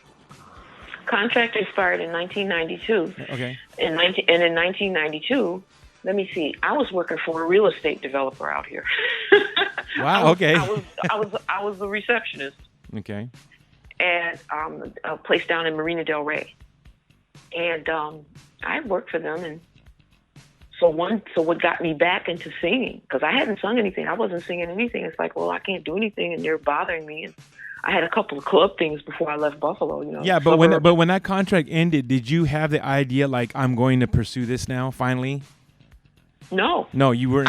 Okay, you were kind of too much time went by, and you're like, well, I was bitter. Yeah, I was angry. I was doing some club things at the time, down low, under the table type thing. I had done a few clubs, but nothing major. Just for some friends that were managing clubs and stuff like that. So every once in a while, every Christmas or something, they would call me. So at one point, there was a guy who used to be our security. He got in contact with me, and he said, hey, Universal Amphitheater has a show coming, and they are looking for you. Do you know how to get in touch with the other girls? I said, well, I know how to get in touch with Yvette, but I said, everybody else, I don't know where they are. Because Yvette's husband and my husband at the time, they knew each other, business, just some business connections and stuff. So we would have dinner, every once in a while we'd have dinner with them. Okay. So I called Yvette. I said, do you know how to get in touch with either Maxi or Candi? She said, sure, I know how to. So we did Universal Amphitheater. We pulled it together. Oh, wow. And we did a show at Universal. And it took off from there. Again, it started again. This was in 93. Mm-hmm. Yeah, it was 93. Contract expired in 92. This was in 93. And we went on for about 18 months. I mean, we did a few videos. We did Red Man's video. We did, I did somebody else's video too. Mac 10. Okay. We did Mac 10. We did Red Man. Somebody else. I think we did somebody else's video too. I can't recall. But we were working again, and I thought everything was okay. And then it started again. Maxi was pregnant with her son at the time. She was pregnant, and everybody was going crazy again. The fame and the notoriety had started again. Yeah. And we were working every weekend. My job, it just at the time when I got this show, this job got voicemail and they didn't need me. So it just worked out perfectly. Yeah. It worked out perfectly. And I started with them. It went on from like maybe 93 to about 96. Oh, wow. And it started getting crazy. Yeah, did all that old stuff start all up again? All the old crap started coming up. The insecurity, the ego, mm-hmm. All of that stuff. And Rick was in jail. Yeah, that was that time that Big Casey was involved in. I remember. Yeah, and I only knew what I knew from television at that point. Yeah. And I contacted his attorney to get the tracks for us to use because we didn't have a band, we didn't have money for a band, and so I was able to speak with his attorney, who got his permission, and they gave the permission to Motown to release the tracks to me. Okay. And that's still the same tracks that I use now. They are the original tracks. I put the background in recent years. I put the background vocals on them, but it was it got bad. Maxi was pregnant, and I had to hire someone else to replace her just for her pregnancy. She didn't like it very much. The other girl was good. She was blonde. It was a tall, gorgeous blonde. I always wanted to keep the diversity. Yeah. That's what the Mary Jane girls were known for. You had them all. Yeah, and I love that. I love that. I love that aspect of it. So I tried to keep all of that. And Candi said, I don't want to work with her because she's not. I'm like, you know what? This is only temporary until she can come back to work. Yeah. She's going to have to go out on maternity leave. Yeah, come on, exactly stop it. Right. We can't deliver the baby on stage and have her to continue. Yeah. Come on. Yeah. So, I don't want to work with her, and I don't want to do this anymore, and da-da-da-da-da. So basically, they left me. Oh. Right at that time, I got a call. My mom, at that point, my mom had passed away, and I had to go back to home and do a couple of different things, legally, for her estate and all of that stuff. It was crazy. And right in the midst of all of that, I got a call from Rick's musical director. And he said, look, Rick is he's written all these songs, he's in the studio now, and we could really use you on the backgrounds. He said he really wants to use you on the background. I told him, I said, look, I'm in Buffalo. I'm trying to tie up some loose ends. I said, my mom passed away. I'm trying to have all the legal stuff here. When I get back to LA, I'll call. And I called, and, like I said, many years, almost 10 years had gone by. And I said, you know what? Just let it go. Let it go. Yeah. Let it go, because it's not helping you at all. And I'm a creative individual, and he's creative. That was the only part where we really got along creatively. We got along famously, because if you want to do something strange with a background vocal or a part, yeah, come on, let's do it. Let's try it. Let's try this. So I went back in the studio. I did the background vocals on the Urban Rhapsody. I also did a duet with him, Never Say You Love Me. And it didn't, the album was great. It didn't get a lot of airplay. I don't understand it. I don't know if they didn't, I think they didn't promote it. But if you but also too at the time, don't you think that maybe the stigma of what the trouble he'd been into kind of was? I remember at that time he was the talk of the town. Yes, and it wasn't good. No, it was not good at all. It wasn't good at all. And he had dried. He was clean for a while. I did the album, and when we went out on tour, and came back, we were doing some other work, and I found out that he had started using it again. And I told him, if you start using it again, I can't. I said, you're my friend. I love you. I said, I love you like a brother. I said, I don't want to see you do this to yourself. I can't watch. I don't want to watch. Yeah. And he got mad at me. Went all the way back to when I was singing with the girls and had his permission to use the name. He said I used the name without his permission. And he sued me. Oh my gosh, really? Oh. Yep. For that. Not everybody else, me. Because I didn't have it in writing, it was a verbal, and contract says you have to have it in writing. And I didn't have it in. And he said, look, he told his attorney, hey, go ahead, tell the girls to go ahead, because he was still in incarcerated. He told the girls, go ahead with my blessing. I hope you all, do very well. He went all the way back there and said that I used the name without his permission. Wow. And that was how things ended up until he died. Until he passed away. Did you ever talk to him after that? No. No. Only through mediation, through the courts. We had a couple times we had to show up for mediation for the court system. And he knew then, I knew then, it's like, this is so wrong. And he knew it too, I could tell. He wouldn't even look me in the face. So a couple weeks before he passed away, mutual friend Danny said, Joe, Rick said he wants to talk to you. I said, he got my phone number. Tell him to call me. I said, because we fell out about a lot of stuff. We were like I said, we were like a cat and a dog. We was always fighting. But we would always get back to creative stuff. Yeah.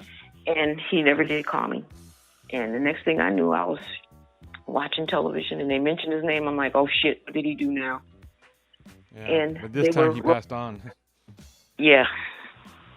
And that was just tough because we would always, over the years, like I said, we've had some pretty bad differences. And we'd always come together and resolve them outside of the business because it wasn't just business with us. We and I said, I don't want to fall out and not have you as a friend just because of this or somebody that I work with and create with because of some legal stuff that isn't fair. And, I didn't get a chance to resolve that last difference. His family requested that I not come to the funeral because that lawsuit was still in place. Oh, so that gosh. I couldn't go to his funeral. Oh my gosh. So I said what I would do in the midst of that.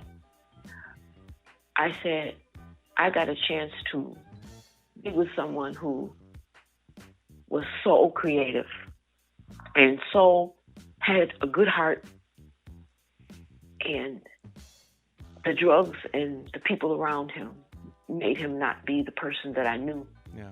But in our moments that we had when we were creating, that person would always peek out.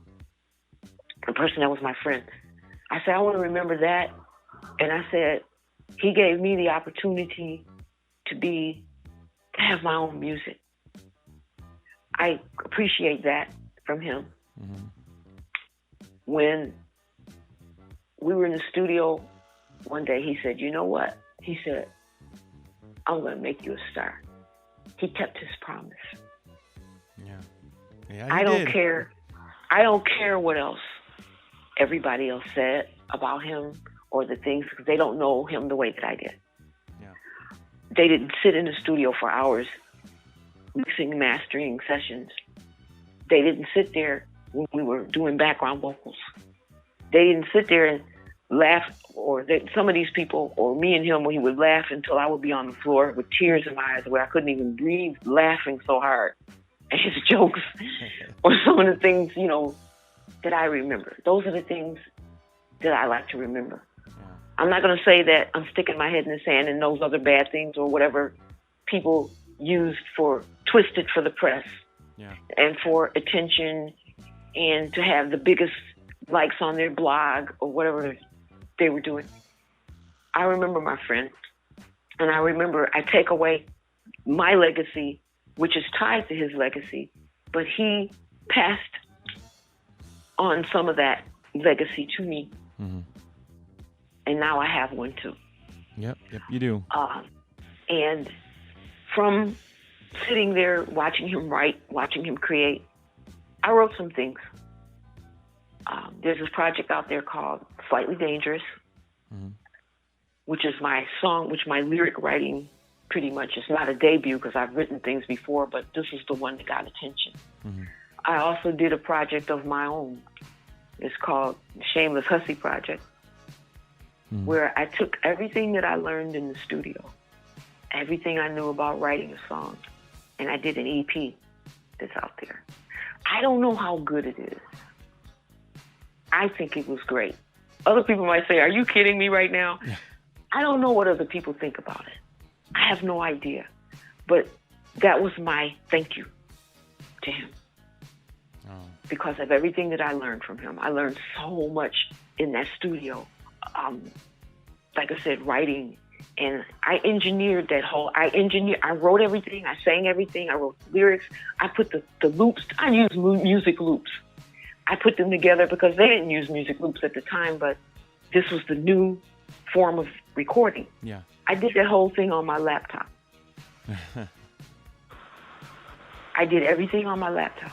Wow. And I was so proud of myself. You know, it's like when you're one of your kids say, I tied my shoe all by myself. Right? And they got on a green sock and a yellow sock, or they got dressed all by themselves, and you got on a tutu and a crown. Yeah. Come on. That was the Shameless Hussy Project for me. Wow. I also wrote some lyrics with the Slightly Dangerous. I did with Danny Lamel, his sax player, and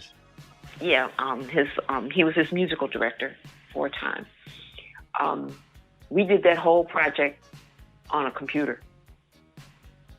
Everything. He did everything on a computer. The studio at the time, because me and Danny have that same kind of simpatico as far as writing and getting together and pulling together music. At the time, what he was doing, he was managing an apartment complex. And the office was, we used the office and the office computer to pull together the Slightly Dangerous project. There was a woman that was living in the complex who was the editor for that show Criminal Minds. Oh yeah, she's the music editor, and she found out he was a musician. He was doing this and that, and she said, "Give me something. Give me music. Give me some music." She gave her the whole Slightly Dangerous project. And we hadn't gotten clearance on it yet. And the only song that was cleared was one that I wrote with someone else. It was just me and a guitar player. It's called You. And they used it in season 6, which was their highest rated season, in 2006. Oh, wow. I get publishing. Nice. That's my thank you. That's also my thank you to him and to God, more importantly, because through all of the craziness and the madness, it was an opportunity. And it's not like, this isn't something that I chose. It's something that chose me. Yeah, yeah. And I can't tell you right now that I still don't crave to create. No, of course, it's in your genes. It's genetic. It's genetic, spiritually genetic. Besides those 2 projects, I did some work with Georgia Brown, who was the percussionist for Kool and the Gang. Oh, okay. And you'll see it out there. Island Man, I did with him. Island Man, and that song Spell that I did, which I found out the other day is starting to become popular in the Netherlands. Really? That's how it works, right? The Netherlands. I mean, when I got my statement from the other song, Spell was on it. I'm like, really? It made a whole $1.67. Okay then. Oh, wow. I was so tickled. But it means that it's getting played. Yeah, yeah. It means that it's getting airplay. So I'm more than ecstatic and grateful. It's not. It doesn't mean it means more to me that it's there now. It's a part of my history and part of my legacy than the money. Yeah, yeah. It's the fact that I did something I didn't know that I could do. And I was only able to do that because of my experience in this industry with Rick, being around him, being with him as a songwriter, as a musician, as a producer, as an artist.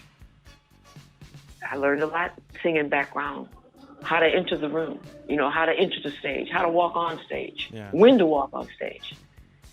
All of that too, I took that with me, and I carry it with me to this day. I also had an opportunity, because of this, to work with Barry White before he passed away. Oh, wow, really? I did one of my favorites right there, too. Oh, please. He was all of my all-time favorite. God, Barry White, yeah.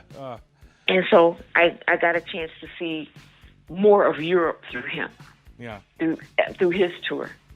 And I sang background. I did the choreography for the background.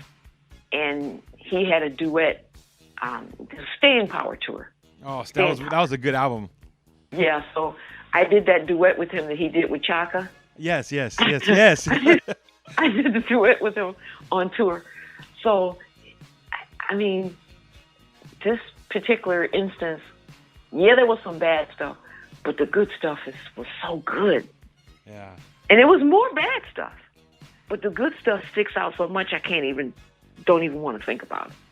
Well, that's good. That's good. And I'm glad you're able to look past all that and see the good, which it says a lot about your soul and your personality, that, I mean, I think as Christians, we're supposed to look at the positives more than the negatives. The negatives will just ruin everything. If you just look at, even if it was a 10% positive, look at that 10% positive. It will really change your outlook. Because it's always better. Yeah. It's always better than the 90 things that went wrong, because the 90 things that went wrong, that was the enemy. He's like, I want this to happen to you. I'm going to step on you because you got a gift. You came in here. You didn't go to no music school. You didn't take no music lessons. You walked in here over and above all of these people who took years of lessons. I saw that. It's like, no, that was God, because he said, no, this is something that I gave you, and it doesn't matter whether you have a piece of paper that says you could do it. If God says you can do it, you don't need the paper. Yeah. And I felt uncomfortable about that for years, because you're running into vocalists that can read off a paper, and you're running into musicians who can read off a paper and do their thing, and they look down their nose at you because you came in here and you did what? Oh, no. Yeah. That kind of attitude. And it's like, no, okay. Y'all could treat me like y'all could treat me like a hot dog if y'all want to, because you think you a steak. Well, all I gotta say is, I've been. I mean, it took years for me to actually see you live, and when I did, it was like goosebumps. It was like, to me, I have to tell you, it's like I mean, in your own right, I saw a legend on stage. I saw and heard a person that I grew up on and heard her music for many years, but my childhood up until now, and I play her music now. So to me, it was when having you on my stage, recently was just a godsend. It really was. I mean, I'm not kidding. It was like, and it's funny because I view you that way. I say, she has her voice. I grew up with that. I know her music, and me being in the music like I am, I know some of the, not as of course everything, but I know some of the background stuff that maybe a lot of the most common person might not know, because I'm into music. But and the fact that Rick James picked you, it was like, recently, like Bootsy Collins, I when I saw Bootsy Collins, I was on stage with Bootsy Collins recently, and I had that attitude like, James Brown picked Bootsy Collins out. You know what I mean? Like, so to me, I look at him that way, that there was something amazing about you, that an amazing artist and person picked you out of many people and saw what I see, you know, and of course, and he shared it with the world. Yes, he did. You know, so to me, it's just, it's like I'm starstruck when you're on stage and you know, you're doing those dances from back in the day, and you know, and remember all that yeah, stuff. and you're seeing, I'm like, wow, like, is it 1984 3 again? I mean, hey, am I 11 years old again watching this on Soul Train? You know what I mean? It's amazing. It's amazing to me, and you know what, and you know, me and my wife were talking about it. We were talking about recently, like, wow, you know, because she saw you. There was it was at one of the things recently that you were at in Whittier. And I wasn't able to be there because I was in a car accident, but she went to go see you. And she was like, oh my God, you got to see, she's in shape. She looks gorgeous. You know, she does her dances. Like, oh my God, it's like back then, you know, it's like you didn't change, you know? No. You're still doing it. I mean, you might be older, but you know what? It doesn't seem like you are. Yeah, You know? it doesn't feel like it, really. It doesn't feel like it. I mean, once I hit the stage and stuff, it's like, I owe all of that to God. I can't tell you that this is not his gift and that he's still doing this. I can't take credit for that. I honestly can't. I tried and said, oh yeah, you know. No. It's like, I can't even explain it. It's something that's so hard to explain. Only thing I can tell you that it is his gift, and it is him that is working through me to get me to do this. Yes. Because it's like, sometimes it's like, oh my God, I got to rehearse. And he's like, no, you don't. I said, yes, I do. Because I want to make sure that this gift is polished. I want to I want to keep it working. I mean, I'm on the outside. I'm watching when you're performing. You know, last time when you were performing on stage and I could see, and I mean, I don't know if you notice it like I do, maybe because I'm not singing, I'm looking and I'm watching. Do you see the look on people's faces when you're singing and when you're doing your thing? Do you actually it's see? like they're shocked. And especially, you know what, and then when you started pulling those old moves, did you see how everybody was just like, oh, like everybody was like she's doing her stuff, you know what I mean? So it was just cool to see that. And you know, after that show I did with you, everybody, I had the best feedback you could possibly have. Good. Like, I'm oh glad. my gosh, I can't believe I never knew I'd be able to be standing that close to her. I never thought I was gonna take a picture with her. I never thought I'd be standing. Like it was so intimate. It was nice, you know. I enjoyed it. I had a good time. Everybody was just like, wow. And I had a lot of people thanking me for that. And I've had a lot of people on stage, but a lot of them were just like, wow, that was like, I cannot believe I saw her on stage. I cannot believe, like, I don't know how many times I played her in my car, you know, played this. My mom used to play this, or, you know, that kind of thing. And it was just like, it was just amazing. And that just goes to show you that how important you are, that you're really a part of all of our lives without even knowing us, you know, without us knowing you. Said that. I mean, you're already embedded into my life, and you've been embedded into my life till that day that I remember going over to the record store and, you know, with my mom and dad, and bam, we got the record, and I wanted a copy for myself. You know, wow. That's how far back for me it means, and I still have that original record I bought. You know, and I still remember where it was put up. There's a record store that we used to go to over here, and I don't know if you know, over here in Sarna, it was called Ghetto Records. You ever heard of it? And what was the name of it? Ghetto Records. It was owned by Jim Huff. No. And I think I do. He covered the whole black community here in Orange County when it came to music. Okay. I love it. Yeah, it was Ghetto Records, and the record store was so old. He was selling records to my mom, you know, when she was, you know, 11 or 12 years old. Yes, that's how far back. And that was, like I said, I thank you for that, you know, because I mean, when I'm out there and people say those things, you know, same things that you're telling me, I can't believe that you actually came, you know, because they think that you're something that's way up there. Yes. And I mean, that's nice, but the only one that's way up there is God. Yeah. I'm just an instrument at this point. He gave me a talent. He gave me a gift. He gave me several gifts, but that was one of them. And when you have a gift, he gives you a gift. He gave it to you, and that's nice, but you're supposed to share it with the rest of the world. Yes. And I think that's what I did. And I hope, I mean, when I hear stories like this, that's when I know that I did what I was supposed to do. So regardless of whatever happens, I did what God wanted me to do. Oh, I have to tell you, and I have to tell you this anecdote that has to do with this. When you performed last time, there was somebody that I know very well who was an audience, and after you performed, you took a picture with her, and she came up to me and she was almost crying. She goes, "Oh my God!" She goes, "I never thought that the music my mom would put on to clean the house every Saturday morning."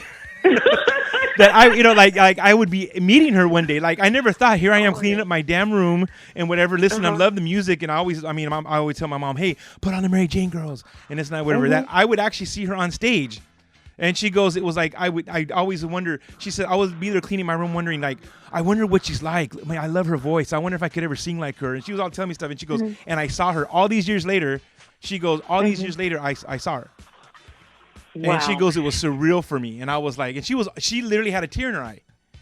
Wow! Because she goes, that is my child. That's something that I'm always going to remember. That's part of, here I am, like an 8-year-old girl, cleaning mom's house. And she's putting on the record and putting on this, and I'm hearing All Night Long, and I'm hearing Candyman and all this, and and it's a memory for me. She goes, "That's a memory I have of me growing up," and she's part of that. And she told me that night you were there, and I said, "You need to go tell JoJo that." And she goes, "Oh my God, I'm too embarrassed. I probably would freeze and not be able to talk." And as many times as I put people's records on to clean the house, this is good for me because it's like, just think, look how many people that you played their records cleaning the house. I'd open up my doors. It would be raining or whatever. Back in New York, and I'd open up my doors, open up my windows, put on a stack of albums and just clean the house. So when somebody says they put on your record to clean the house, that is so, I know what that means. Yeah. For women, it's like, no, I'm putting on my best and favorite stuff to get me through this task. And it's like, I'm honored. I really am. And you know what song was roaring out in my house, I have to tell you? That was worn out. My mom played all the time, and I still have the 45 to it. She would play in my house all the time. Yes. That was her song. She'd play it and then play it back again. I was like, she's playing it again. She's playing it the third time. She put another record on, and the next thing it was back on again. Yeah. That was it. That was her song. That's the one that reminds me of mom. She played that one a lot. Yeah, because that song, oh my God, it's internet. That was the one that took us international for real. It went all over the world. People are still playing it. People, like I said, that song, that one, they played that one, Candyman, and All Night Long. Those 3 songs get the most airplay. Well, I got to tell you, the one that I played the most, even to this day, personally, I'll tell you this right now, my personal favorite of all time is All Night Long. Yeah. Mine too. I love that was to me because it was smooth, it was funk, but yet it was R&B, yet it was soul. I mean, it was like it had everything all jazz. In it. It had everything. And it was like you're playing a slower song, but it was cool to play it. You go. It was. We did that. He changed the lyrics up on me at the last minute on All Night Long. I remember that very clearly because he told me, "Don't lock it." He told me before we did a demo. Before the demos went to. Before he took those demos to the record company, he said, "Do not lock onto these lyrics because I'm going to change the lyrics. I'm changing them." And I kept listening to it because I knew at one point I was going to have to go into the studio. So everything started to take off. The production, they had the production time limit and everything. So he said, "All right, I got some new lyrics for All Night Long. You're going to have to do it tonight." I'm like, "What? You're going to have to do it tonight?" I said, "Okay." And he said, "I told you not to lock on the lyrics, right?" I'm like, "Uh-huh." He said, "See, I could tell by the way you said that you locked on." He said, "Look, you're going to have to do these." So to me, when I hear it, it sounds like I'm reading off of paper because I read the whole thing off of paper, except for the "All Night Long, I waited for you." He kept that part, but everything else was changed. And so to me, it sounds like I'm reading off of paper. Other people say they don't hear it. You know what? I got to tell you, have you seen, I mean, I know you know, do you see how everybody sings? I mean, even if JoJo's not on my stage, the singing from the crowd will almost take out the deafening. music. It takes right. out the music. Like here I am DJing and I'm playing at one of the spots and I hear the crowd over my music. Well, see, that happens in the larger venues too. Like, say, if I'm doing something like where there's 5, 6, maybe 10,000 people, everybody's singing all night long. Yep. I don't even. It's like, why do I have to sing this song? They're doing it, and it's the greatest. It's so great because people are singing. Men and women, Yes. and women. It's not just They're women. singing back to you, and that, like I said, that song when we did it, it was he said, okay, we're gonna add some parts. You know, they're gonna the night, the whispery, sexy thing. We're gonna add some of those, and I'm like, so I'm looking at him, staring at him. He said, don't look at me like that. He said, I want you. So when I go in, he said, I want you to just really, it's just think sex, think this. And it didn't work out right at first. He said, look, and this is not funny, but it is funny because now it's funny to me. He said, you cannot tell me you're not sexy. You have 2 children. I mean, because we didn't, he said, you can't tell me you don't know anything about sex. Because you got 2, he said, you got 2 children, so on the expletive, you can do this. Come on, you got 2 kids. I'm like, oh, okay, then, if you want me to think like that. Well, now you put it that way, Hey. Since you put it that way, so, and there it is. You should have joked him. So you want me to sing like I'm in labor? Is that what you're trying to say? Yeah. You're taking the whole other route. But at the time, it was so, it was like, it was kind of embarrassing at the time, it was and it wasn't. So it's like, okay, let's make it, I said, okay, well, so let's make it nice, okay. So there was some wine there. There was some wine and, a couple, some other stuff. So I said, okay, give me a glass of wine. And so, give me a glass of wine and, let's go run through it and then we're going to do it. So we ran through it. The wine kicked in. The rest is history. Wow, wow. It's but still, all night long is still I hate to pick favorites. I hate to say I have favorites, but it is my favorite. Yeah. It is. It is. In My House is the other one. I did that one a lot more. That was the one that went that had the big, as a matter of fact, it had a big video. All Night Long really didn't have a video. No. What they did is they took some footage from a show that we did. The performance, you did a performance and they added it into like a video. Yeah, it was the Top of the Pops, which was like the biggest music show in Europe. It was broadcast all over Europe. Top of the Pops, and the other thing, that Rock Blast too. But Top of the Pops was their program. And what somebody did was took the footage from Top of the Pops. And I think that video, they made it into a video, and that video's got over 1 million hits. Yeah. But the Candyman video was, for back then, I was very suggestive. It was risque. Yes. You got to realize I'm born in 73 and realize when I came out, I remember going, wow. Woo. It was very risque for the time. Yes, with that, when they're sucking on that lollipop, and I don't know, that was one exactly. of the, yeah. And candy and eating this and that and all those things. It was just the worst.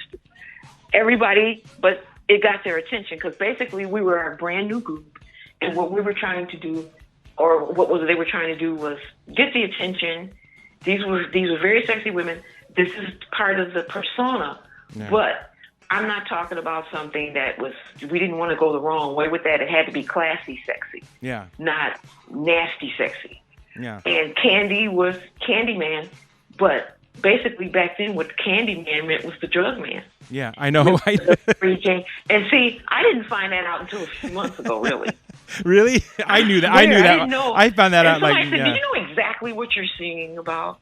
I'm like, no. They said the Candyman back then was a drug man. I'm like, yeah. You're kidding me.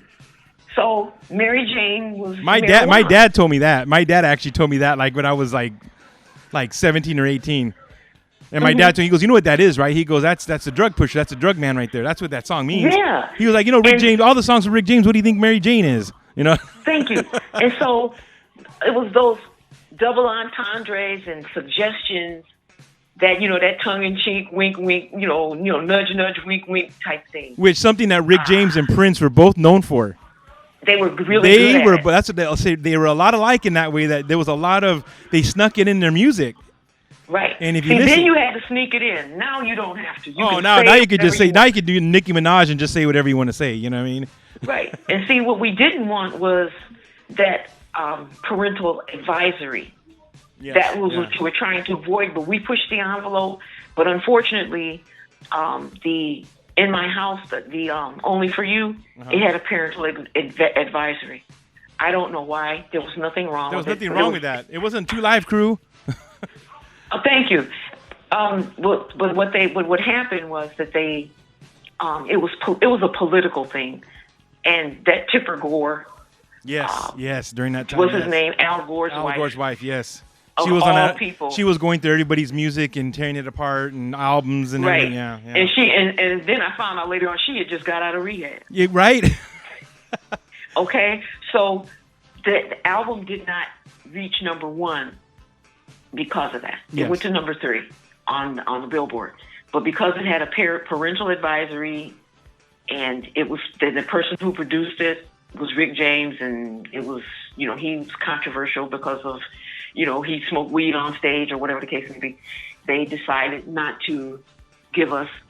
We couldn't. I think that was another reason too. Well, don't worry, don't worry, because my mom still bought me the album. Okay. So it still got in my hands. It still got in my little hands. So exactly. My mom wasn't was listening to Tipper Gore. I can there. tell you that right now.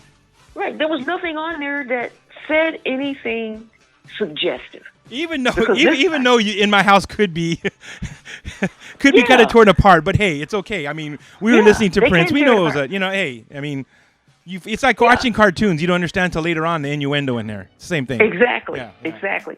So basically, what he was trying to do, the music was changing with that album, and he was trying to make the music have a crossover appeal. Yeah. He really got locked onto that on the 3rd album, but he wasn't there to see over the production because he was in rehab. Yeah. And there was the other people in the studio that were producing, and when the 3rd album got turned in, that was the real end. We couldn't get the other background vocalists that we usually use. Oh. I don't know who was there because I was mad. I would just say, I'm coming to do the leads. I don't care what you do. I'm not doing background. Yeah. I don't know who did the backgrounds, but from what I understand, he couldn't get the usual people. And the 3rd album hit the it was shelved. Yeah. And it was part of the record company's lawsuit against him. Yes. For whatever was going on with him at the time. And they released it about 2 years ago. They did release, and they were the demos. When I heard it, I said, these are the demos. They didn't do any more production. They just gave them how they were. Yeah, so they released it. I saw it on, I think it was YouTube. It keeps coming back and forth, disappearing and appearing and disappearing on YouTube. But I did see it. It was about, I think this was 2016. Oh, wow. They finally released it, and I'm like, oh, dear God, no. Because it was, nobody was happy, and it showed. I mean, and when you listen to it, it's like, this was not a happy album. But he did lock on to the whole 80s music thing, the pop music. Yeah. And he put a more European appeal to it. Okay. And I liked that. I did like it, but we didn't get a chance to really work on it like we did the other stuff because there was the uncomfortableness with the lawsuit. Yeah, of course. Wow. So, yeah. Well, these are amazing stories. You know what? I love this because this is probably one of the longest interviews I've done on the radio. I'm so sorry. No, I don't want to stop. Actually, I was going to tell you in front of my listeners, I'm going to have to have you on again and have like another session with you because this is amazing stuff. It's what my listeners want to hear. For me, I love the historical part of it, to hear the other side. We hear the music and we see the album and we see the shows, but we don't see the struggle behind the scenes and the issues and the fights and the and the struggles. And they're not going to show you that. No, of course and not. This is the real behind the music. Yes, exactly. This is the real deal right here on Funk Fellas Radio, right? Yeah, on Funk Fellas Radio, everybody. Yeah, and you know what I'm going to do too is I want to remind everybody that this coming Saturday, the 22nd, JoJo is going to be on stage here in Santa Ana at Original Mics, doing her thing right here in downtown Santa Ana. I mean, everybody, if you missed her at 99 Bottles and Cocktails a few weeks back, this is a point in time you can catch her again. We keep it real good for everybody. Only $10 cover. She's gonna be performing, doing her songs. And of course everybody knows Original Mics. That place gets packed down, and that place is known for funk. So JoJo is going to be loved there. And people listening, just in case you don't know, the address is 100 South Main Street in the city of Santa Ana, 92702. So you got to make sure you come out. JoJo's going to be doing doing her thing. And JoJo, please tell me that that you're going to say hi to me when you're there. Of course, I'm going to say hi to you when I'm there. Are you kidding me? I want to make sure. I want to make sure she does. I'm going to make sure she, doesn't forget who I am. Of course. Oh, please, no, not that. That never. I mean, this is so great, and I really appreciate you having me to come on. It's an honor to still be able to talk to people or to do the interviews, because if it's not for the DJs, if it had not been for the DJs and the radio people, nobody would know who we are. Yeah. You can make a million records, but if you don't get it out there, then you don't have that avenue. No one's going to hear it. Thank you. And see, DJs and radio people are instrumental in getting us fans. Yeah. Or getting us to the fans. And I have to tell you, I really thank you so much for this opportunity to still to be able to speak to you, and for the fans to get just a kind of an inside view of what's going on, in case somebody has really got a dream of doing this. It's it's a little bit more than you think it is, but if you got the heart and you've got the strength, and more importantly, a spiritual guide and a spiritual how should I say, anchor. Yeah. To do it, then do it. And me, and I'm saying this, and this is coming from me. This is a personal thing, but I'm telling you, when I see other people performing, and I'm not going to say performing these songs, it's not, to me, it's not real. No, it's not real, and unfortunately, there's a lot of artists that have been on this show that have gone through the same things and are going through the same things that you are going through, where there's a whole nother group doing music that they didn't write, nor did they sing on, and maybe they might have danced to, or maybe they played one small instrument to, but they're getting the credit and get to keep the name, which is, to me, it's a tragedy. It's a tragedy. And for someone who in the music like I am, I want to go to where the voice is. You could call yourself the Blue Boy Brothers. I know that you're the one who's saying lead for Mary Jane Girls. I don't care what you call yourself. I know who you are and who you were and where you were in. And you're absolutely right. And unfortunately, there are, just so that the fans know, there are two other factions of this group. You have Cheri and Maxi, and they say Cheri and Maxi, the original Mary Jane Girls. There is someone, Candi, who's in a group, and they're using the name Mary. They're outright using the name Mary Jane Girl. Yeah, and I'm sorry, everybody who's listening. The voice that you hear in all those songs, the voice, All Night Long, Boys, Candyman, In My House. I can go on and on. That is JoJo, who's here with me on the phone. Yes, that's the one who's singing. That's the one who did the music, and that's where you want to go to when you want to hear these songs. When you want to hear them, that's what you want to see. You want to see JoJo. So point being, DJ Medina is telling you Saturday to go to Original Mics. Thank you. That's what I'm saying. And JoJo is telling you too, because she's going to be there, and I'm looking forward to seeing everybody. Yes. I want everybody to just come out and just enjoy just enjoy it because I'm going to be having fun, and I hope you do too. Yes. I've already seen it, and there have some people that are coming that are personal friends of mine and who didn't get a chance to see you last time, and they're excited. So it's going to be a great show. So everybody, make sure you come out. It's from 9 to 2 on Saturday. And this is at PM to AM on the 22nd. JoJo will be on stage. And just in case people run a little bit late, JoJo, I'll kind of throw it out there. JoJo will be performing about 11:30. Maybe a little sooner, maybe a little later. But so you know, so all I got to say is because I'm going to say this, and I can say this. A lot of people that go to original mics are my personal people, which are, Latinos. And unfortunately, Latinos can be on a different time zone. So I'm just letting you guys know. I don't want to sit here and say, I miss JoJo. Well, I'm telling you, okay, so maybe I should just lie to everybody and say she's performing at 9, and then I know you guys will get there on time at 11. So I don't want anybody. African Americans have their own time too. Yes. They're on the Mexican time zone. I'm seriously. I want to make sure everybody is on time, please. I don't want to say, oh my God, is she? Because I have to tell you a little secret. I kind of put you on stage a few minutes late because somebody wanted to see you and they were messaging me, can you wait 10 minutes? And I went, oh my God. I said, okay, 10 minutes. And you're probably thinking, why is Louis waiting another few minutes? That's why. That's the inside story that I'll do that for somebody. Yeah, well, it was a Thursday though. Yeah, it's a Thursday. Yeah, it was Thursday. So. But my point is, I'm not doing that on Saturday. People, be on time. That's what I'm saying. Please. Yes. Please. Yes. So everybody gets to see JoJo. Everybody gets to see. Yes, I'm so looking forward to it.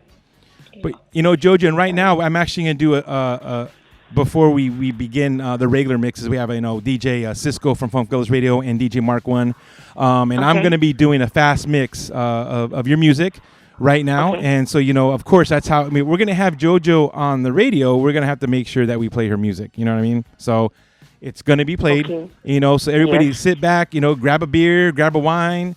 And get ready to sing along because that's how we do it here on Funk Fellas Radio. But, before I begin this, JoJo, I have to definitely tell you thank you so much for being part of this. I mean, it's surreal for me to have you on the show and interview you. And we are going to do a part 2, and we're going to do some other stuff. If you want to do it, I hope you want to. Oh, of course, I would love to. I would love to. And thank you for having me because, like I said, your job is very important to artists like myself. It's very important. So I thank you very much. I thank you from the bottom of my heart for me to do this interview and to come out and to be able to, to get up close and personal with the fans too, because we were talking about that, and get up close and personal. It's like, hey, I'm a person too, it's just I got a job that everybody knows about. That's the only difference. The pleasure is all mine. I have all love for you, and I can't wait for Saturday. Thank you. But I'm have to ask you a question before we go on to listen to some of your music. Are you ready for this really important question? Okay, I think so. Go ahead. It's a deep one. I hope you can handle it. Okay. What is the number 1 online radio station that's playing funk 24/7? Shoot, Funk Fellas Radio. Look at that. JoJo. Listen, with DJ Medina. Come on. You know what? JoJo is so enlightened. She is. I mean, right now she's testifying is what she's doing. Yes. So right? Yes, it is. Yes, it's Funk Fellas Radio with DJ Medina. All good music, all funk, all the time. There you go. There you go. All right. Well, JoJo, we're going to do our thing. And right now we're going to play some of your music when you're Mary Jane Girls with your beautiful voice. I hope everybody's ready. JoJo from the original Mary Jane Girls. Right now, I have this mix coming directly from me, DJ Medina. Let's do this. Funk Fellas Radio. You are listening to FunkFellasRadio.com. Funk Radio 24/7.